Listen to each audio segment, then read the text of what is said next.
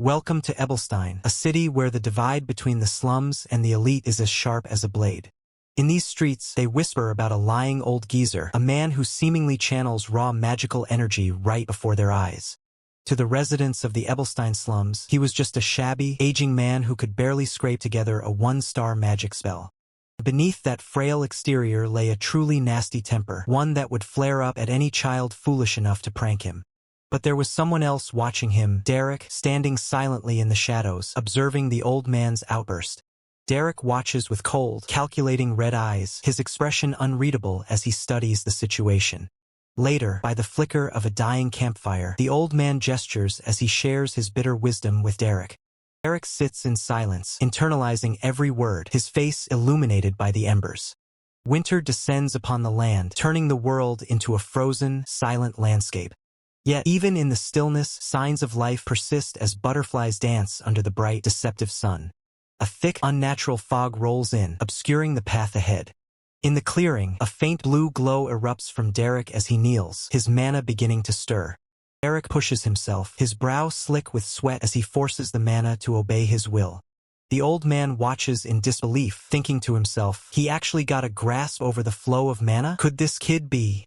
Derek's eyes burn with intensity as he focuses his internal power. The surge of effort, Derek unleashes the gathered mana, manifesting a sharp, ethereal projectile. The mana construct screams through the air, heading straight for its target.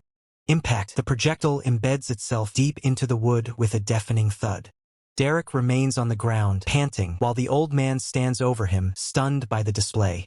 The old man's face is a mask of pure shock, beads of sweat forming on his brow. Derek looks up, his red eyes reflecting the exhaustion of his breakthrough. As the sun sets, the darkness of the night begins to envelop their camp.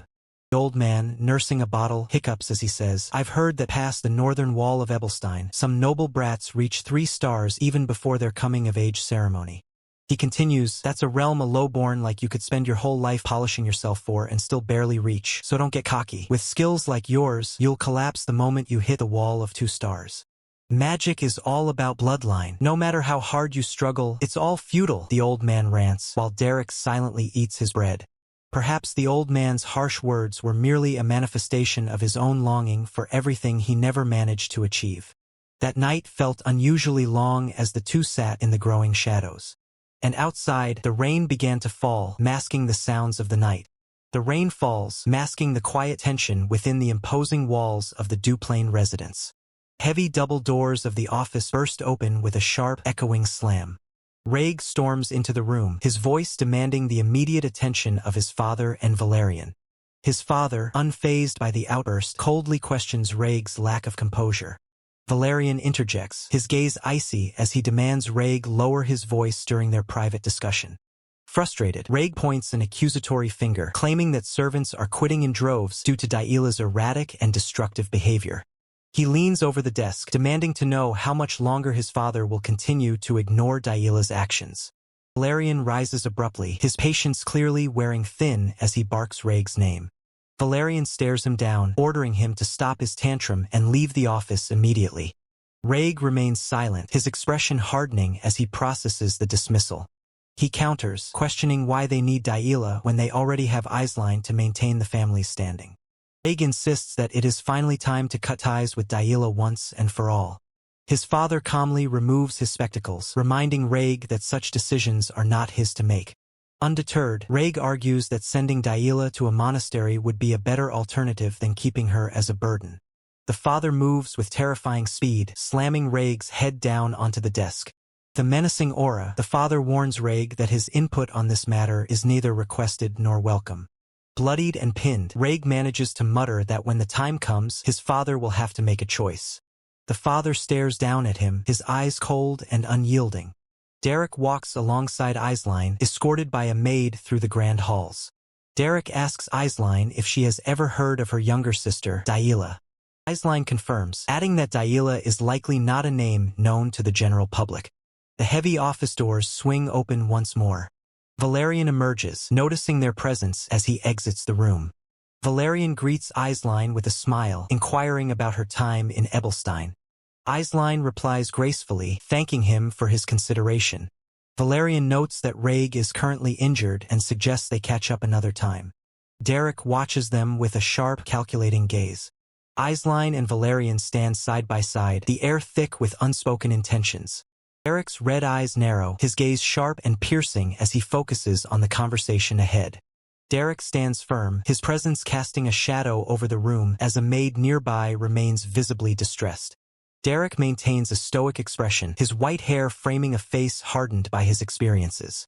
The nobleman behind the desk speaks with a measured tone, noting his relief that Derek has fared well during his time in Ebelstein. Derek acknowledges the sentiment with gratitude, while the woman beside him introduces him as the magic tutor she personally recruited to guide Yahello. Grand Duke Duplain narrows his eyes behind his spectacles, his expression unreadable as he processes the information. Aisline offers a polite smile, signaling that they should take their leave to avoid further imposing on his busy schedule. Grand Duke Duplain immediately interjects, commanding the two of them to remain where they are. Derek remains silent, his gaze fixed and unyielding as he waits for what comes next. The atmosphere in the grand room grows heavy as the light pours through the tall, ornate windows. A quill dances across parchment, the scratch of the nib echoing in the quiet study. Grand Duke Duplain studies Derek, remarking on his youth and confirming his age. Derek gives a brief, composed confirmation, not revealing anything more than necessary. Grand Duke Duplain questions his magical aptitude, to which Derek modestly admits he can only manage a bit of one-star magic. A knowing, almost mocking chuckle escapes Grand Duke Duplain as he adjusts his glasses. Grand Duke Duplain notes that while honesty is appreciated, false humility does not always equate to true virtue. Derek keeps his expression neutral, his red eyes betraying nothing of his thoughts. Surge of mana flares around Grand Duke Duplain, his aura revealing the overwhelming pressure of a 5-star mage. Derek offers a polite apology for any perceived disrespect, while Grand Duke Duplain warns that excessive talent can be a heavy burden to bear. Grand Duke Duplain observes Derek's appearance, concluding that he hardly looks like a qualified tutor. Derek calmly identifies himself as a mercenary, unbothered by the Grand Duke's skepticism. Grand Duke Duplain decides to drop the matter, granting Derek permission to enter the residence to assist Yahello. Grand Duke Duplain dismisses him, telling him to find a maid for guidance, but Derek stops him with one final request. Grand Duke Duplain prompts him to speak his mind, his gaze expectant. Derek stands by his professional code, explaining that his commission from Aisline is to see Yahello's education through to the end. He continues, emphasizing the goal is for Yahello to master magic and properly enter high society. Grand Duke Duplain asks with a hint of annoyance why Derek is stating the obvious. Derek meets his gaze directly, stating that he has an earnest request to make of him. Grand Duke Duplain looks on, his expression shifting to one of curiosity and caution. Maid recoils in terror as a plate shatters against the wall, her shrill scream echoing through the room. The maid bows deeply, trembling as she begs for forgiveness, but Yahello remains unimpressed, questioning if a mere apology could ever compensate for such a failure. Yahello coldly orders the maid out of her sight, threatening to strike her with a plate if she ever dares to show her face again. A teacup rests on the table as a voice questions why someone like Derek was chosen for the task. Aisline notes that elite magic tutors should have been fighting for the position, adding that a commoner would struggle to serve as a noble's tutor.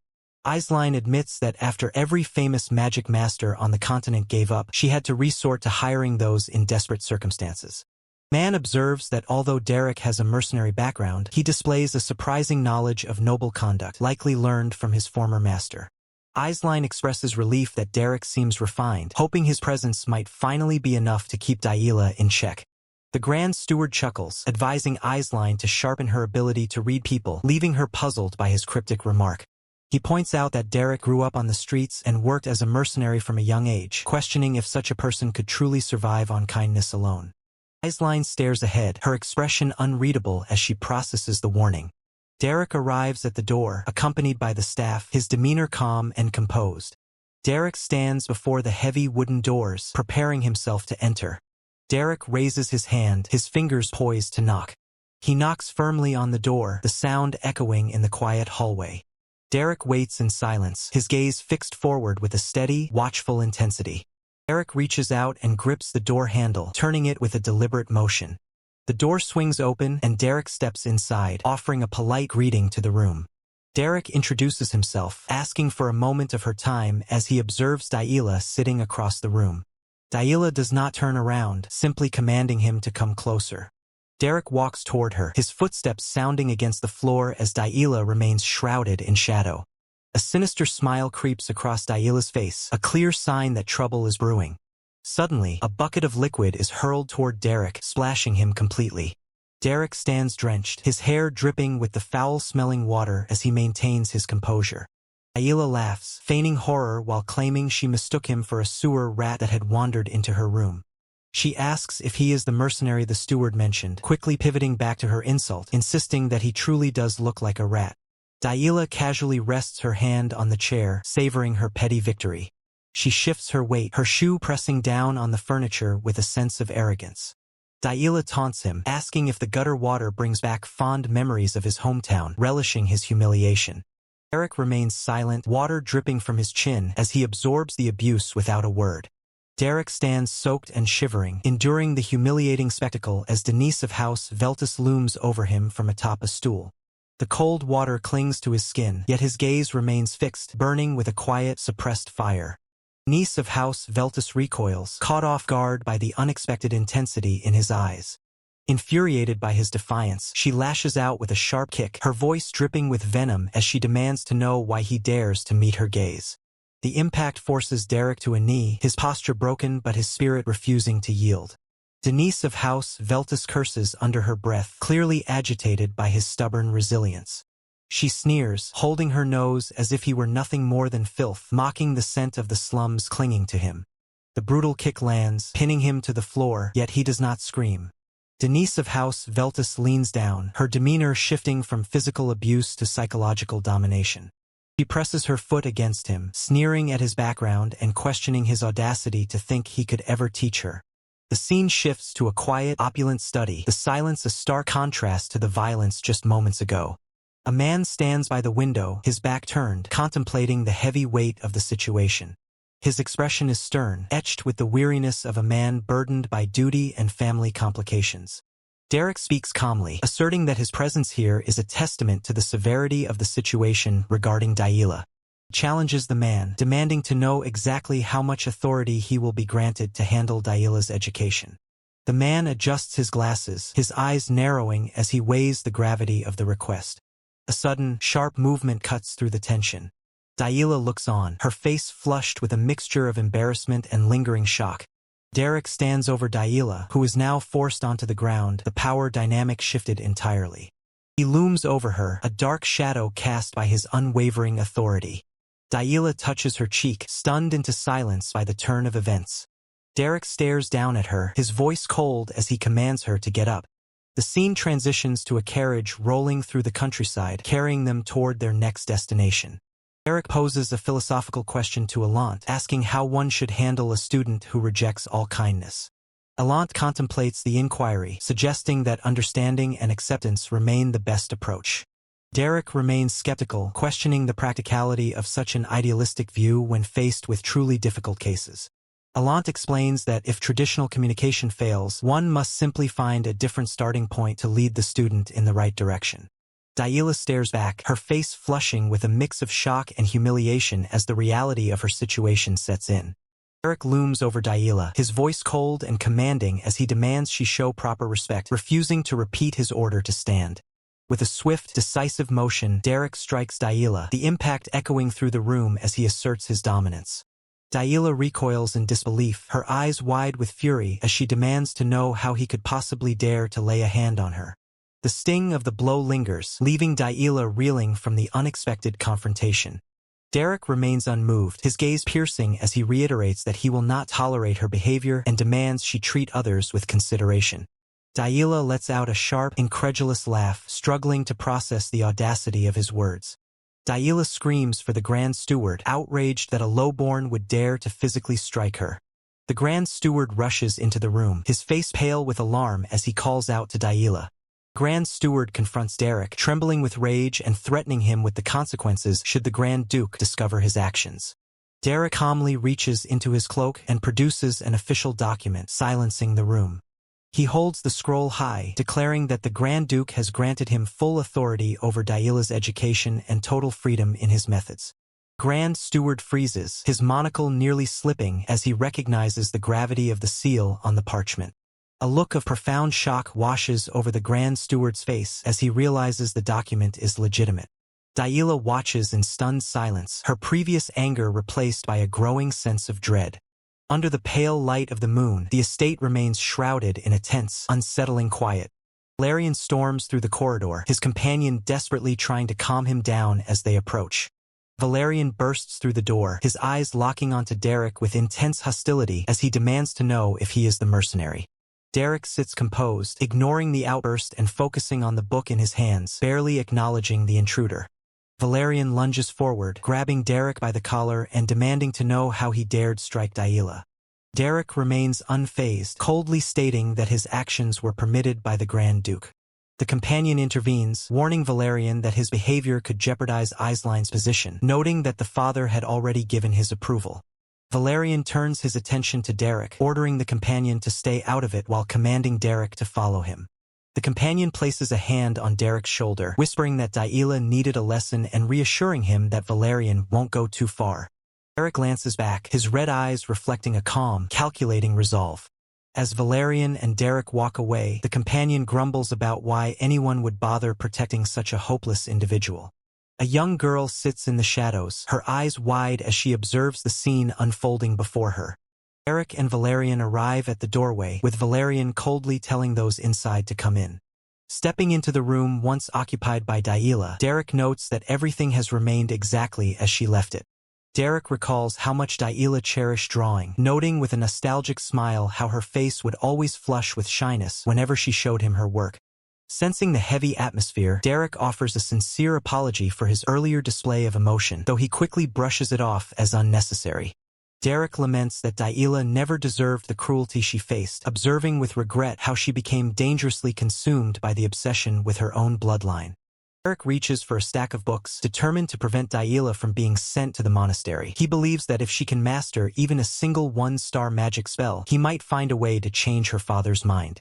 A sudden realization halts his train of thought, his expression tightening as he pauses to consider the implications. Derek questions if the volumes in front of them are strictly theory books from the School of Regulations, confirming that this is indeed where the nobles receive their education. His gaze lingers on a painting, the scenery within reflecting the quiet tension of the moment. Resolved to take action, Derek decides to give it a try, clutching the book as he prepares to make his move. Niece of House Veltus lies in bed, completely unaware of the disruption about to shatter her rest. A sharp, startled cry tears through the silence as Denise of House Veltus is suddenly jolted awake. Wide-eyed and trembling, Denise of House Veltus demands to know what is happening, questioning if Derek has completely lost his mind. Denise of House Veltus screams in pain as Derek drags her forward, ignoring her frantic protests and insults as he pulls her away. Under the pale moonlight, Derek forcibly leads Denise of House Veltus away from the estate, moving with purpose into the night. Denise of House Veltus lashes out in defiance, demanding to know what he thinks he can accomplish and arrogantly questioning his authority to teach her anything. Denise of House Veltus stares up in silent confusion, her composure faltering as the situation spirals beyond her control. Derek coldly declares that he has no interest in teaching her magic, admitting his only true motivation is the pleasure of brutalizing stuck-up nobles. Denise of House Veltus reels back, her eyes wide with disbelief as she struggles to process his audacious statement. Derek continues to taunt her, arguing that someone from the bottom has no reason to respect the nobility and that his role as a tutor is merely a convenient facade. The sinister grin, Derek confirms that his true intent is to find an excuse to beat down arrogant, high and mighty nobles just like her. Denise of House Veltus looks up, her expression a mix of shock and growing terror at his blatant disregard for her status. Derek grips his sword, his voice dripping with malice as he asks if she knows how beautiful the screams of those noble people sound. Denise of House Veltus trembles, desperately questioning if he truly believes he can escape the consequences of such a horrific act. Derek scoffs at her concern, mockingly noting that she will be sent to a monastery soon anyway, leaving no one to believe her accusations. Denise of House Veltus stares in horror as he callously suggests that a commoner's life is worth so little that he could simply pay for his crimes with his own. Derek reflects on the possibility of just running away, claiming he would be doing the house a favor by resolving their headache permanently. Denise of House Veltus lunges forward, driven by pure instinct to escape his suffocating presence. She bolts away into the dark, her frantic movements echoing through the quiet forest as Derek watches on, unmoved. A sharp sting crosses her face, leaving a trail of blood as she continues her desperate flight. Denise of House Veltus scrambles over an obstacle, her eyes wide with the adrenaline of her narrow escape. The threat looms over her as she realizes that if she survives, she will be the one to ensure he meets his end. Suddenly, a surge of heat erupts behind her, stopping her dead in her tracks. A massive sphere of flames coalesces in the air, radiating an intense, searing energy. Denise of House Veltus turns to see Derek standing calmly, his hand raised to command the destructive fireball spell. She gasps in disbelief, struggling to comprehend how he could possibly wield two-star magic. Derek smiles, the orange glow of the flame reflecting in his eyes as he prepares to strike. With a flick of his wrist, the fireball surges forward, tearing through the night air. The heat washes over her, forcing her to confront the lethal reality of his power. A piercing scream rips from her throat as the projectile closes in. Spell impacts with a deafening roar, consuming the area in a violent explosion. Denise of House Veltus is sent flying by the force of the blast, her body hitting the ground with a thud. She gasps for air, her wide eyes reflecting the smoke and chaos of the aftermath. Derek looms over the wreckage, his expression darkening as he mutters that he missed his mark. Advertisement banner. A desperate chase through the dark forest as footsteps pound against the damp earth. Yahello gasps for air, her face etched with exhaustion and terror as she glances behind her. She stumbles, her foot catching on a treacherous tree root. Yahello crashes to the ground, the impact jarring her body. Struggling to push herself up, Yahello lets out a pained groan. Suddenly, mana-infused arrows streak through the darkness, whistling toward their target. Yahello barely reacts in time, lunging forward to narrowly avoid the lethal projectiles. The arrows strike the ground, vibrating with residual energy as Yahello cowers in fear. Cold, calm voice cuts through the tension, mocking her desperate efforts. Derek steps out from the shadows, unimpressed by her attempt to escape. Yahello scrambles away, scrambling deeper into the dense forest. Derek watches her retreat, his expression unreadable and detached. Panic sets in as Yahello questions if she can truly escape her fate. She realizes the futility of her flight, knowing he is far too fast. Derek halts, kneeling to touch the earth as he begins to track her magical signature. He surveys the surrounding woods, his eyes sharp and calculating. Recognizing the landscape, Derek recalls the paintings he once studied. He understands how she learned to manipulate mana through her connection to these lands. A realization dawns on him, his eyes narrowing as he prepares to strike. Yahello suddenly turns and lunges at him, wielding a stone in a desperate final stand. Derek effortlessly deflects the blow with his blade, the metal clanging sharply. Yahello freezes, shock washing over her face as her attack fails completely. Derek acknowledges her courage, though he remains completely in control of the situation. She collapses, gasping for breath as exhaustion finally overcomes her. Derek looms over her, his presence suffocating. He holds his sword to her throat, offering her one final chance to speak. Yahello breathes heavily, her spirit refusing to break despite the danger. She defies him, declaring that she will never grovel to someone of his status. Derek questions her obsession with bloodline, curious about her twisted pride. Yahello stares back, terrified of losing the only identity she has ever known. Yahello collapses, her voice trembling as she fixates on the elusive nature of magic. Tears stream down her face as she challenges the assumption that she has never put in the effort. She laments the harsh reality that despite her relentless attempts, nothing seems to yield results. Yahello questions her own existence, wondering what value she holds if her bloodline is all she has left. Derek stands silently, watching as Yahello spirals into a crisis of identity. Derek maintains a stoic expression, his silence hanging heavy in the air. Mana flares to life, coating the blade in a brilliant ethereal blue glow. The weight of the moment is etched into Yahello's tear-stained profile. Derek raises his sword, his tone final as he declares he has heard enough. Chilling farewell escapes his lips, leaving Yahello visibly shaken. The air crackles with energy as a sudden, sharp movement cuts through the darkness. Jagged shards of ice erupt, tearing through the ground with immense pressure. Yahello squeezes her eyes shut, bracing for the inevitable impact. Her resolve wavers in the face of the overwhelming magical display. Ice crystals spiral outward, forming a defensive barrier that hums with raw power. Yahello opens her eyes, stunned to find herself surrounded by a protective cage of frost. Derek lowers his blade, the surrounding environment crystallized by the sudden release of mana. Yahello stares at her own hands, disbelieving that she has actually manifested magic. Derek sheathes his sword, the metallic click echoing in the quiet night. With a polite nod, Derek commends Yahello for her successful display of skill. Yahello looks on, still processing the sudden shift in the situation. Derek clarifies that while it was merely a manifestation of mana, it was a genuine achievement. The exertion takes its toll, leaving Yahello gasping for air. A sharp cry breaks the silence as the magical feedback surges. Overwhelmed by the intensity, Yahello bursts into tears. Derek watches from a distance, allowing her a moment to recover. Moonlight illuminates the forest, casting long shadows over the aftermath. Derek identifies her technique, noting her origins in the School of the Wild. Derek explains that while the core of magic remains constant, the paths to mastery vary significantly. Derek observes that Yahello belongs to the School of the Wild, noting that forcing her into the rigid regulations of other schools was like making her wear clothes that simply did not fit. Taken aback, Yahello asks how he could possibly know her origins. Derek reveals he saw her drawings and recognized how she captured the mana drifting through nature to translate that essence onto the canvas.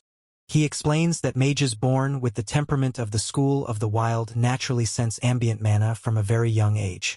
Yahello stares at him, her eyes wide as his words strike a chord deep within her. Derek notes she has made enough progress to walk on her own, clearly impressed by her latent ability.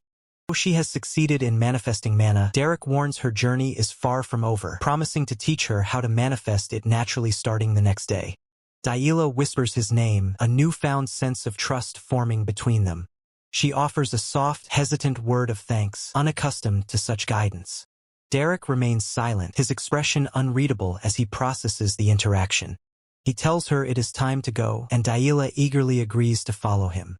Derek reflects on his past, noting it has been a long time since he held a brush, acknowledging the beauty of the work he once created, a masterpiece she was the first to truly recognize.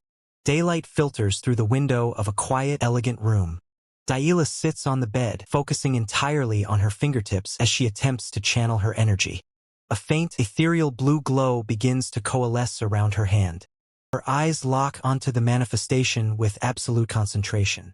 Despite the effort, she mutters that the process is incredibly difficult. A maid carrying a bucket approaches the heavy wooden doors.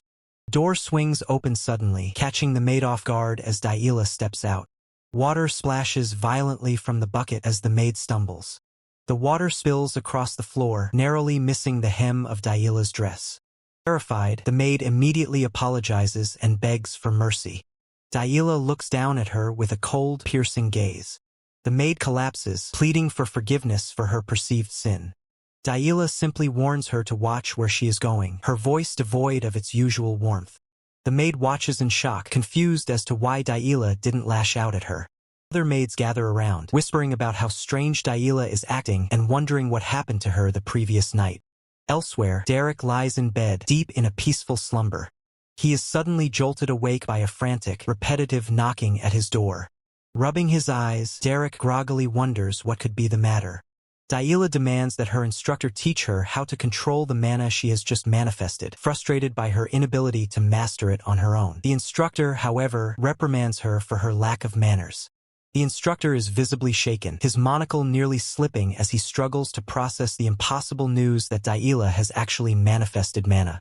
The sharp, impatient gaze, Yahello reminds the instructor of his promise to teach her, demanding he stop stalling and begin the lesson immediately. The instructor dismissively tells Yahello to return in the afternoon, effectively shutting her out of the room. The instructor wipes a tear from his eye, clearly overwhelmed by the sudden, unexpected development regarding Yahello, while she lets out a frustrated huff. Derek, hearing the commotion, slams against the door, demanding to know who the instructor thinks he is to delay the lesson. He insists that the door be opened right now. Still persistent, Derek continues to shout at the closed door, demanding entry so the training can proceed without further delay. The grand, imposing manor stands tall under the bright, clear sky, a silent witness to the tension brewing within its walls.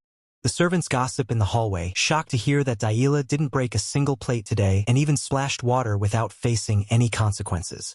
The rumors spread like wildfire as they whisper about Yahello manifesting magic, leaving the others in complete disbelief. A pair of polished boots comes to a sudden halt, signaling an interruption in the corridor. The man turns with a sharp, inquisitive look, demanding to know exactly what was just said regarding the rumors. A hand meticulously moves a quill across parchment, the ink flowing as a letter is drafted with calculated precision. Inside the study, the father questions the report of Yahello manifesting magic, while his son confirms he has verified the news with the staff repeatedly. The father leans back, his expression softening as he mutters that this news is, in fact, a relief. Reg interjects, warning his father not to jump to conclusions about Yahello just because she managed to manifest a bit of magic. The other man retorts sharply, insisting that since Yahello manifested magic, she deserves to be praised, not scrutinized. Reg narrows his eyes, his gaze cold and calculating as he processes the situation. Reg reminds his father of Yahello's past actions, arguing that such a minor result shouldn't be enough to cancel the plan to send her to the convent. The father remains silent, his face unreadable as he continues his work, leaving the question hanging in the air. The sky shines brightly above, indifferent to the political maneuvering happening below. Yahello sits huddled on the floor, her back turned, clearly upset as she sulks in silence. Derek enters the room and asks Yahello if she is sulking, observing her dejected posture. Yahello snaps back that she isn't sulking, she is genuinely angry. Derek sighs, running a hand through his hair, telling her that acting spiteful won't change the current situation. Yahello insists once more, her voice firm, that she is not being spiteful, she is simply angry. Derek looks at her with a calm expression, stating that no matter how much she pouts, there is nothing they can do because everything must follow its proper order. Yahello jumps up, shouting in frustration that she isn't pouting and that she is truly angry. Yahello jumps up, shouting in frustration that she isn't pouting and that she is truly angry. Yahello begrudgingly admits to pouting, her face flushed with annoyance as she kneels before him. Derek firmly places his hand on the book, cutting off her protest with a serious gesture. Derek warns her that manifesting magic is dangerous if handled recklessly, drawing from his own past failures. He insists that rest is just as vital as study, but Yahello mocks him, calling him a stuffy teacher. Derek narrows his red eyes, his expression darkening as he offers to teach her in a less conventional way.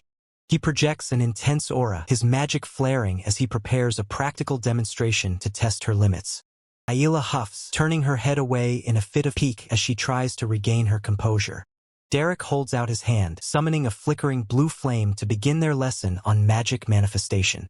He explains that the School of the Wild prioritizes freedom over rigid systems, making it perfect for her. Yahello stares at him, taken aback by his blunt assessment of her personality.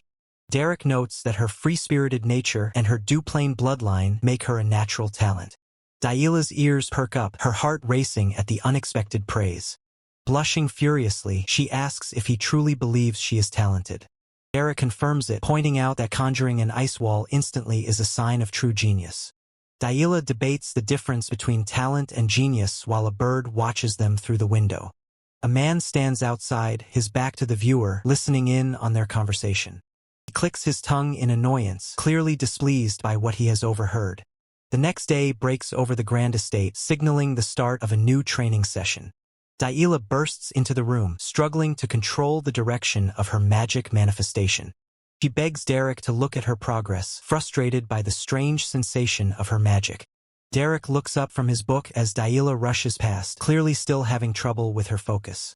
Yahello finds Derek sitting under a tree, demanding to know why he is slacking off instead of staying in the annex.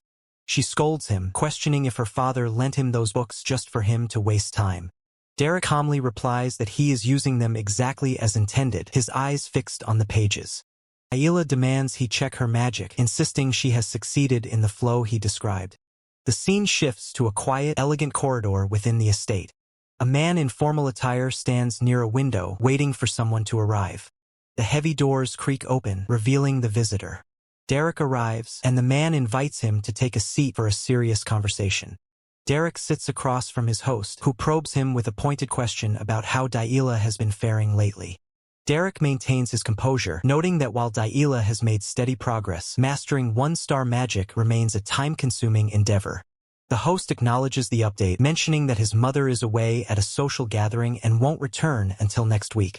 He issues a stern warning. His mother is not to be taken lightly, as the nobility inherently distrusts commoners in positions of power. Derek acknowledges the warning, his gaze sharp as he asks if that political tension is the reason he was summoned. The host remains silent, his expression unreadable as the weight of the conversation hangs in the air. He rises, pacing slowly as he explains that as the future head of House Duplain, he must be sincere with every member to truly embrace them. He continues, lamenting that while it would be ideal if everyone shared the same values, the reality of human hearts is far more complex. Derek cuts through the philosophical talk, demanding to know the true point of this discussion. The host clenches his fist, his frustration boiling over. He blurts out that Yahello simply refuses to play with him, his voice thick with distress. Derek stares back, his eyes narrowing as he processes this trivial yet volatile confession. The host reminisces about how Yahello used to greet him with a smile, questioning where one could find another angel like her. Desperate, he begs Derek to find a way to win Yahello's favor, leaving Derek completely bewildered by the request. The host insists that Derek is the only one Yahello follows, while in the background, Yahello calls out, searching for Derek. The host quickly pivots, urging Derek to ignore that and look at a doll he made with the help of the maids. He presents the grotesque, stitched-up doll, asking if it captures Yahello's likeness and the depth of a brother's love. Derek looks at the disturbing object with a cold, piercing gaze, asking if the host is trying to cast a curse. Derek arrives at a grand estate, where he is greeted by a group of servants and a noblewoman. Miriella smiles, remarking that she has heard much about the capable magic teacher they have hired. She introduces herself as Miriella and offers to send a gift from her territory as a gesture of goodwill. Derek calmly declines, stating that he is not affiliated with any house. Miriella pauses, clearly taken aback by his blunt refusal. Derek looks her directly in the eye, firmly reiterating his status as a commoner. Miriella is left visibly stunned, struggling to process the revelation. Derek stands amidst the servants, his presence commanding as he faces the noblewoman once more. A noblewoman introduces herself as Miriella Duplain, smoothly offering to send a gift from her territory to Derek. Derek remains unmoved, coldly clarifying that he holds no affiliation with any noble house. Miriella Duplain pauses, clearly taken aback by his blunt response. Derek stares back with unwavering intensity, reiterating his status as a commoner. Shock ripples across Miriella Duplain's face as the realization of his commoner status hits her. 1 week earlier, a carriage arrives at the grand residence, marking the start of the events that led here. A woman expresses her relief to Derek, glad that they have finally brought him to the Grand Duke's residence. She explains that as Yahello's older sister, she wishes she could stay longer, but duties in Ebelstein demand her return, leaving Yahello in his care. Derek gives a stoic nod, acknowledging her request with a brief, obedient confirmation. A man steps in, chiding Derek for his lifeless tone, noting that she is entrusting him with her sister. He urges Derek to wrap things up quickly, warning that Pelline will cause a scene if she finds out. Derek stands by the carriage, listening as the others prepare to depart. The woman suddenly remembers something vital, her expression shifting to one of mild panic. She frets over the fact that her mother is returning next week and she completely forgot to warn him. The man asks if that is truly something that requires a formal heads-up. She struggles to explain, noting that her mother is a bit difficult. The scene shifts to the mother, Miriella Duplain, storming into the office. Miriella Duplain confronts the man, demanding to know why a commoner has been hired as Yahello's teacher. The man remains calm, telling her that he can hear her perfectly well and that she should lower her voice. Miriella Duplain ignores him, furious that he would put their beloved youngest daughter in such a position. The man sighs, adjusting his glasses, stating that he does not like appointing commoners to positions. Miriella Duplain retorts, asking how he could possibly hire a man who used to be a mercenary. The man explains that finding a decent magic teacher is difficult, and Derek came with a recommendation. Miriella Duplain paces, insisting that there must be a certain standard to uphold. She suggests they hire her younger brother, Flam, instead, believing he would be a much better fit for Yahello. The man questions her logic, asking if she really wants to pull someone managing the territory just to be a private tutor. Miriella Duplain snaps back, arguing that the social circle is a war zone and requires careful handling. She points at him, declaring that a teacher's reputation is everything and hiring a nameless commoner will make Yahello a laughingstock. Stern woman stares down her opposition, dismissing any hesitation by demanding they stop stalling and face the reality of the situation. The core of the dispute remains clear. Does this commoner mage truly possess the caliber required to instruct Yahello? A young man challenges the authority in the room, pointedly asking if his mother agrees with this assessment.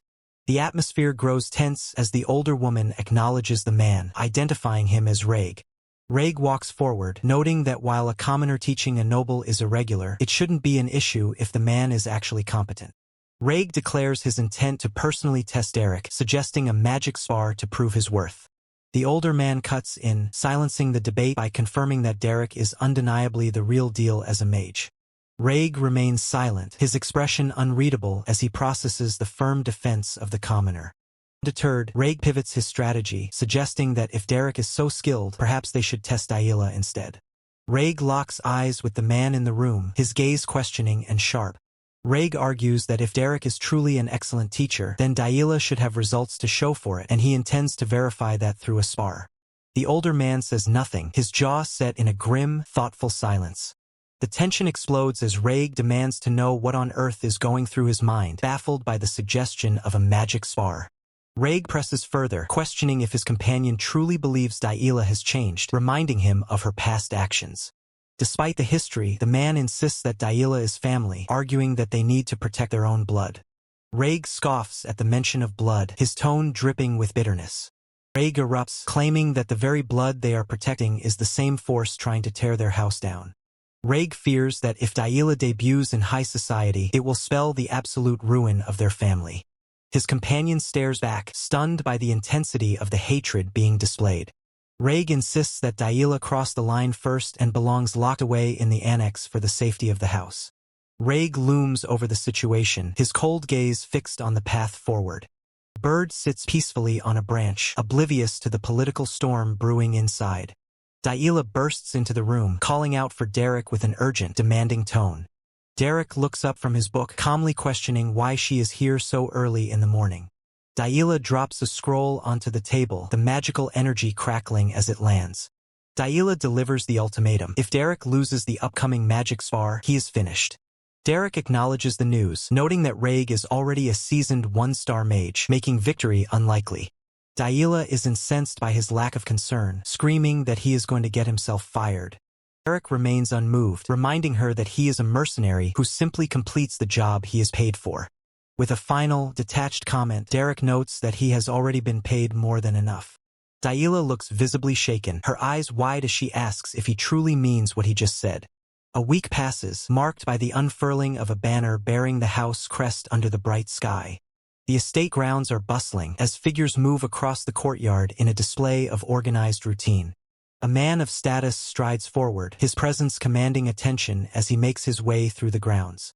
He stops, observing Derek standing quietly nearby. He breaks the silence, acknowledging that Derek has finally arrived. Derek remains composed, his posture calm and unbothered by the heavy atmosphere surrounding them. The nobleman watches him closely, noting that Derek shows no signs of nervousness, wondering if it is sheer confidence. Settling into his seat, the nobleman muses that Derek possesses a rare kind of nerve, deciding he isn't someone to discard just yet. Derek begins to walk, his stride steady and focused. His cloak flutters behind him as he moves toward the upcoming confrontation with purpose. Derek thinks to himself that this won't be a simple magic spar. Today, he intends to break Yahello completely. He continues his approach, his resolve hardening with every step. A cold internal vow echoes. He will make Yahello regret her pass down to her very bones. Yahello steps into view, her movements cautious as she prepares for the encounter. She stops, her expression guarded as she looks toward her opponent. Yahello questions if he truly doesn't care about the consequences as long as he gets paid. Derek notes that her magic growth is on track, and while she isn't ready for one-star magic yet, it won't take long. He attributes this to her being born with Duplain blood, leaving Yahello shocked and asking why he would bring that up now. Derek reminds her of his previous words, explaining that the school of the wild focuses on self-study rather than inheritance. Yahello cries out in frustration, demanding to know why he is saying such things in this moment. Yahello admits that while she knows she isn't the best student, she still desperately wants to keep learning from him. Tears streaming down her face, she insists that she doesn't want anyone else to be her teacher. Derek remains silent, his back turned as he processes her plea. He turns back, stating plainly that he doesn't know the etiquette of noble magic spars, as he has never participated in one. His gaze sharpens as he asks if she truly wants to win, offering to teach her how to fight to survive. Shadowy figures whisper about the Duplain bloodline, mocking the youngest sibling and questioning the Grand Duke's judgment. Daila's eyes harden with newfound resolve, and she firmly replies that she wants to win. Daila stands tall, her red cloak flowing as she prepares to prove she didn't come here merely as a younger sister. Derek watches her, his red eyes reflecting a cold, calculating determination. Daila stares ahead, her blue eyes intense and focused, framed by the shadow of her red hood. A black flag bearing an eagle emblem snaps in the wind, signaling the start of the confrontation. Daila stands on the arena floor, her gaze fixed on her opponent as the tension mounts. An official clears his throat, the sound echoing through the quiet arena. The official announces that the sparring will follow the strict rules of the Ebelstein-Kelbram Salon, declaring that triggering the protective magic circle first results in an automatic loss. The duelists lock eyes, their expressions hardening as they prepare to engage.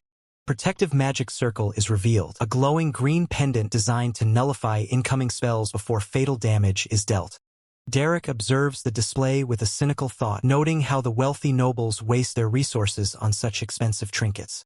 The opponent channels mana, his hands glowing with a lethal green aura as he prepares his first strike. Daila braces herself, the wind whipping around her red cloak as the magical pressure intensifies. The opponent coldly commands Daila to retreat to the annex, his eyes glowing with power. A massive surge of mana is unleashed, tearing through the air toward Daila. Magical strike arcs across the arena, narrowly missing its mark as Daila stands her ground. Daila's eyes widen in realization, her focus sharpening as she tracks the incoming threat. Daila dodges with precision, the green energy grazing past her as she maneuvers across the tiles. The opponent scowls, his expression twisting into one of irritation at her unexpected agility. He lunges forward, his hand extended as he prepares to unleash a follow-up attack. Daila stares back, her expression unyielding as she prepares to counter. Derek analyzes the situation, noting that while Daila handles basic magic with ease, her lack of combat experience is forcing her to burn through her mana reserves. A sharp crystalline barrier shatters upon impact, light scattering in every direction. Daila raises her hands, manifesting a wall of ice to shield herself from the onslaught. The opponent sneers, dismissing her defense as a mere trick that won't hold against his true power. He gathers multiple spheres of green energy above him, ready to overwhelm her with raw firepower. He shouts at Daila, challenging her to block his next barrage. The energy blasts collide with Daila's ice barrier, the arena shaking under the force of the impact. Derek observes the struggle, remarking that mercenaries fight for victory by any means, unlike the rigid duelists of the nobility. Daila wipes sweat from her brow, clearly exhausted by the intensity of the fight. Derek looks at her with a calm, piercing gaze, asking if she is truly prepared for the consequences of her choices. Daila screams out in defiance, her eyes wide with adrenaline as she refuses to back down. With a hooded glare, Daila narrows her eyes, channeling her focus entirely on the impending threat. A massive surge of energy tears through the arena floor, forcing Daila to scramble back as jagged ice erupts from the ground. The air whistles as a razor-sharp magical strike slices through the space where Daila stood just a moment ago. Daila gasps, her eyes tracking the trajectory of the lethal blade of mana that narrowly missed her. The narrator notes that these combatants aren't playing by the rules of a friendly duel. They are fighting for blood. Daila lunges, her movements fluid and precise as she weaves through the deadly magical onslaught. She drops into a low defensive stance, her gaze cold and calculated as she prepares her countermaneuver. Another shimmering arc of energy cuts through the air, forcing Daila to keep her guard tight. The energy strikes the ice formation, shattering the frozen barrier into 1,000 crystalline shards. Breathless, Daila reaches out, her hands glowing as she desperately tries to stabilize her magical defense. Cold, emotionless voice declares that the fight has reached its end. Daila stares in disbelief as the final strike descends toward her position. The impact creates a massive plume of dust, swallowing the entire section of the arena in a chaotic cloud. Derek watches the carnage unfold, his expression hardening as he calls out her name in alarm. An observer gasps in horror, clutching her chest as she witnesses the potential tragedy on the field. She screams for the duel to be halted immediately, insisting that Yahello has been critically injured. The man in charge remains unmoved, coldly ordering her to sit down as he insists the fight is far from over. The woman protests, pointing out the hit, but she is shut down by the chilling logic that the magic circle never actually triggered. The man remains silent, his eyes fixed on the arena with a calculating, unreadable expression. Derek sits perfectly still, observing the aftermath with a quiet, intense focus. Derek notes that the opponent didn't even blink, wondering if he had predicted her growth all along. Combatant lands on the platform, his eyes scanning the dust for any sign of his target. He is visibly frustrated, questioning why his magic circle failed to activate and where his opponent could have vanished to. He looks up, startled, as he realizes his opponent has completely slipped out of his line of sight. A sudden crack echoes from beneath the floorboards, signaling an unexpected turn of events. Powerful surge of energy blasts upward, catching the combatant off guard and forcing him to recoil. He barely manages to regain his footing, his eyes wide as he realizes he has been outmaneuvered. He gasps in shock, finally understanding that the attack came from directly beneath the platform. Derek questions how an attack could possibly originate from beneath the platform, noting that by the Kelbram Salon's rules, leaving the designated area should result in an immediate loss. The official overseeing the match shakes his head, signaling that the unconventional maneuver is permitted. Derek realizes with frustration that being below the platform doesn't count as being outside, a dirty trick he never expected to see in a high-stakes noble spar. Derek remains on high alert, his senses sharpened as he braces for the next strike. Massive shards of ice erupt from the floor, shattering the wood and forcing Derek to scramble back to avoid the lethal projectiles. The platform continues to disintegrate under the relentless pressure of the ice magic, leaving Derek with almost no room to maneuver. Derek grits his teeth, realizing that Yahello remains hidden from view, making it nearly impossible to land a counterattack. He knows he is in a precarious position. While he struggles to even locate his opponent, Yahello only needs one successful strike to end the match. Derek calls out her name, his eyes scanning the wreckage for any sign of movement. Suddenly, Yahello emerges from the depths of the floor, her gaze fixed and intense. Yahello stares him down with a cold, focused determination that catches him off guard. Derek recognizes that chillingly calm look in her eyes. It is the exact same expression he once saw on his older brother. Derek narrows his eyes, his suspicion growing as he observes her behavior. He deduces that Yahello could never have orchestrated such a sophisticated scheme on her own, and his thoughts immediately shift toward someone else. Derek adjusts his cloak, preparing for a shift in the tide of battle. With a swift motion, he discards his outer garment, ready to engage seriously. Derek declares that he is finished holding back and will play along with the game. The tension rises as he prepares to counter the schemes laid out before him. The scene transitions, highlighting the ongoing conflict behind the scenes. Derek stands firm on the damaged platform, his posture radiating newfound intent. The observer watches in disbelief, questioning how Yahello could have possibly ended up beneath the platform. She demands that the fight be stopped immediately, but her companion remains unmoved, insisting that no rules have been violated. He watches the match with a stoic expression, his mind clearly working on a deeper level. Yahello remains crouched in the dark, waiting for the perfect moment to strike again. Her eyes glow with focused intensity, revealing her total immersion in the combat. Derek murmurs that he has finally caught onto the trick. The flow of mana becomes visible to him, swirling in the air as he begins to track the source. Derek reacts with shock as he successfully identifies the magical signature, his eyes wide as he realizes the truth behind the attack. Derek grinds his teeth in frustration, his mind racing as he realizes Yahello is specifically targeting his feet the moment he begins his incantations, desperate to avoid a crushing defeat. A sharp, focused gaze locks onto the battlefield, every muscle tensed for the slightest shift in the environment. Yahello crouches amidst the towering shards of ice, her brow furrowed as she senses the sudden, unnatural silence in the flow of mana, sensing Derek is plotting a dangerous move. Determined, Yahello resolves to strike the moment he starts his next incantation, refusing to let the opportunity slip through her fingers.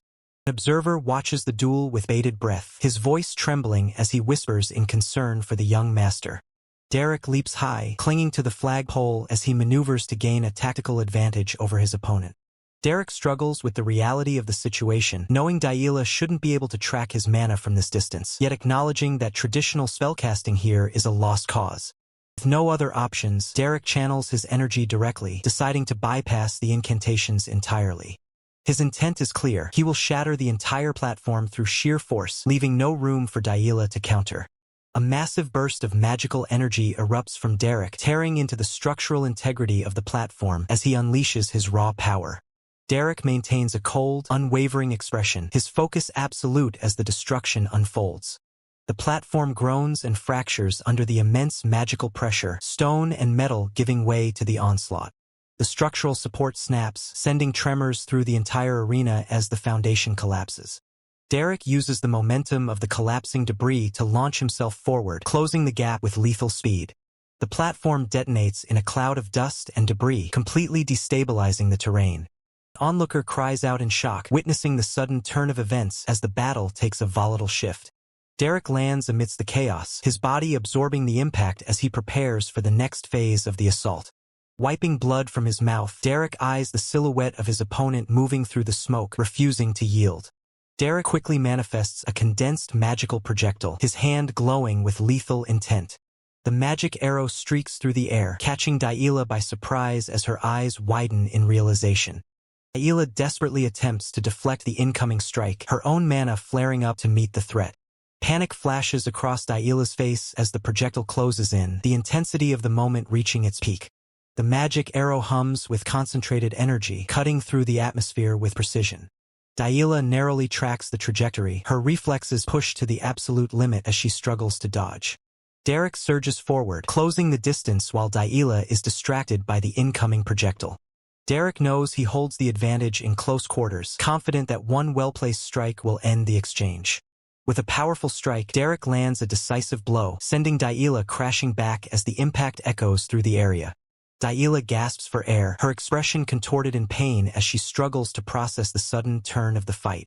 Derek looks down, his breathing heavy, as he realizes the weight of the blow he just dealt.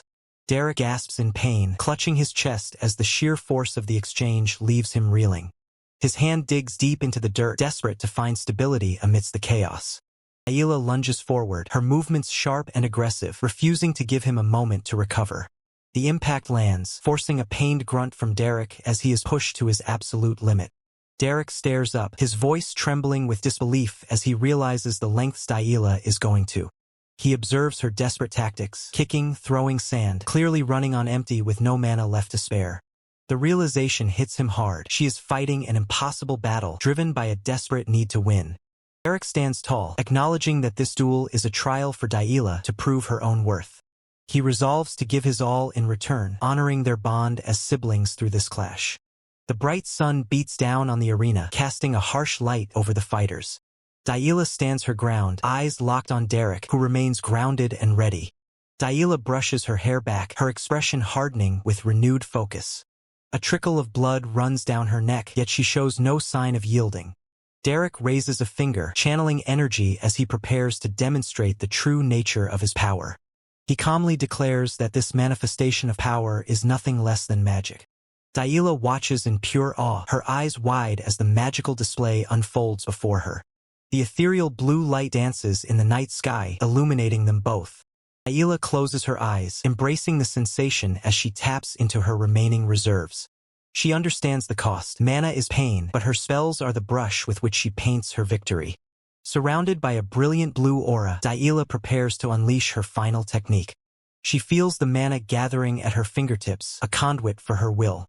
Her resolve hardens, her eyes glowing with the intensity of her magic.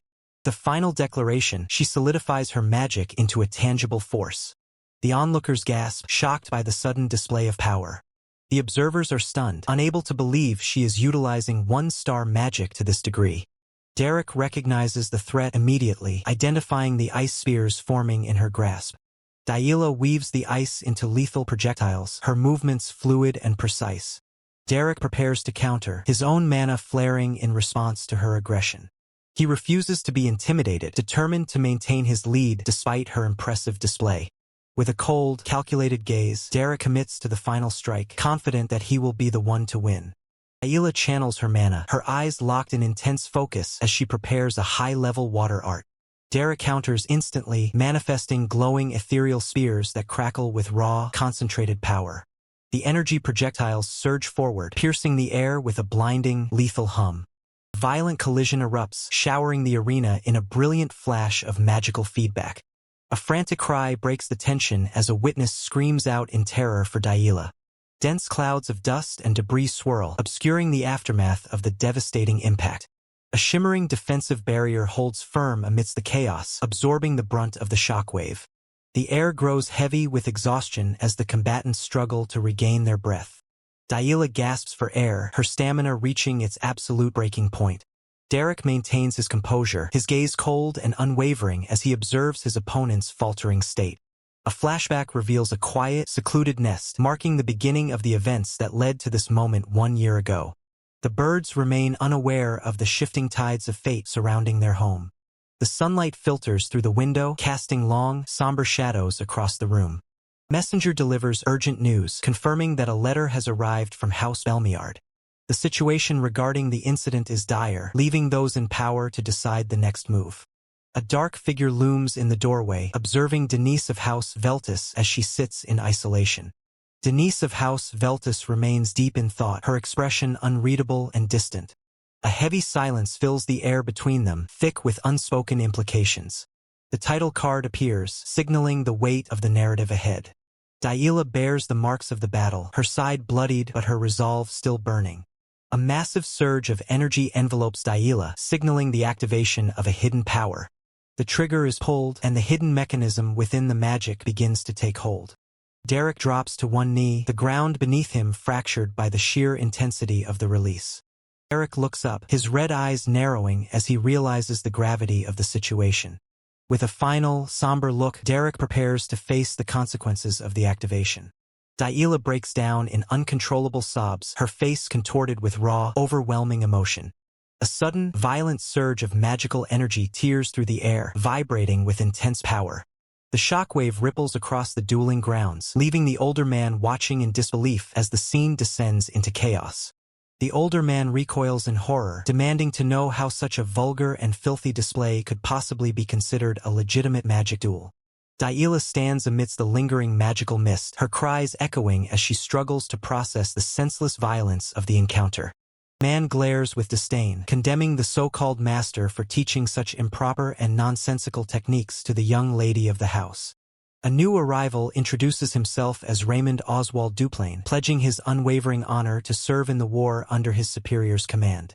The superior acknowledges him with a cold nod, noting that he has already heard much about Raymond Oswald Duplain from his father. His gaze lingers on the younger man, remarking that his eyes bear a striking resemblance to those of his father. Raymond Oswald Duplain keeps his composure, thanking him as he is told his eyes are filled with a dangerous, burning ambition. Back on the field, Yahello wipes tears from her eyes, her expression one of profound defeat and emotional exhaustion. Superior studies her with a critical, calculating look, his face unreadable. He coldly observes that while her performance was lacking, her gaze has shown significant improvement. Attendants rush to Yahello's side, their voices filled with concern as they ask if she is all right. They swarm around her, their presence a stark contrast to her isolated state of distress. An attendant reaches out, insisting that she receive medical treatment immediately. Yahello stands in the center of the ruined arena, distant and detached from the bustling attendants. A young man approaches, looking visibly flustered and uncertain as he attempts to address her. He awkwardly offers praise for her effort, though his words stumble as he tries to comfort her. Yahello remains bowed, her spirit clearly crushed as the attendant prepares to escort her to the inner chambers. The attendant pauses, sensing something is wrong when Yahello doesn't respond to her guidance. The sky above remains bright and indifferent to the suffering unfolding on the ground below. Derek sits alone on a bench, his posture tense and his mind elsewhere. Derek stares ahead, his red eyes sharp and focused, contemplating the weight of his recent actions. Yahello's face is obscured by shadows, the pain of her defeat etched into every line of her expression. Her jaw tightens as she struggles to hold back the tide of her emotions. Clutching her cloak, she finally admits the bitter truth of her failure. Tears stream down her face as she whispers an apology, the weight of the loss proving too much to bear. Derek watches on, his expression stoic and unyielding as he processes the scene before him. Derek offers a comforting presence, assuring Yahello that he remains unharmed despite the intensity of the situation. With a steady gaze, Derek urges her to push past this moment of defeat and use it as fuel to grow stronger. Overcome by the weight of her emotions, Yahello struggles to contain her tears as the frustration boils over. A piercing cry escapes Yahello, her raw anguish echoing through the courtyard as she breaks down completely. Attracted by the commotion, a concerned maid rushes forward, gasping in alarm as she spots her young mistress in distress. Rapid, sharp footsteps click against the stone path, signaling the arrival of someone authoritative. The newcomer calls out sharply, her eyes instantly locking onto the weeping Yahello. Yahello's mother rushes to her side, her face etched with concern as she pulls her daughter into a protective embrace. She whispers soothing words to Yahello, urging her to prioritize her medical treatment above all else. Yahello nods through her tears, finding a small sliver of solace in her mother's arms. Yahello is led away by the attendants, leaving the courtyard behind as her mother watches with a darkening expression. A single tear tracks down her mother's cheek, her calm facade beginning to crack under the pressure of her anger. She remains silent, her breathing heavy as she suppresses the volcanic rage building inside her. Derek turns to leave, his back rigid as he senses the hostile gaze burning into him. The mother pivots, her heels striking the ground with lethal precision as she stalks toward him.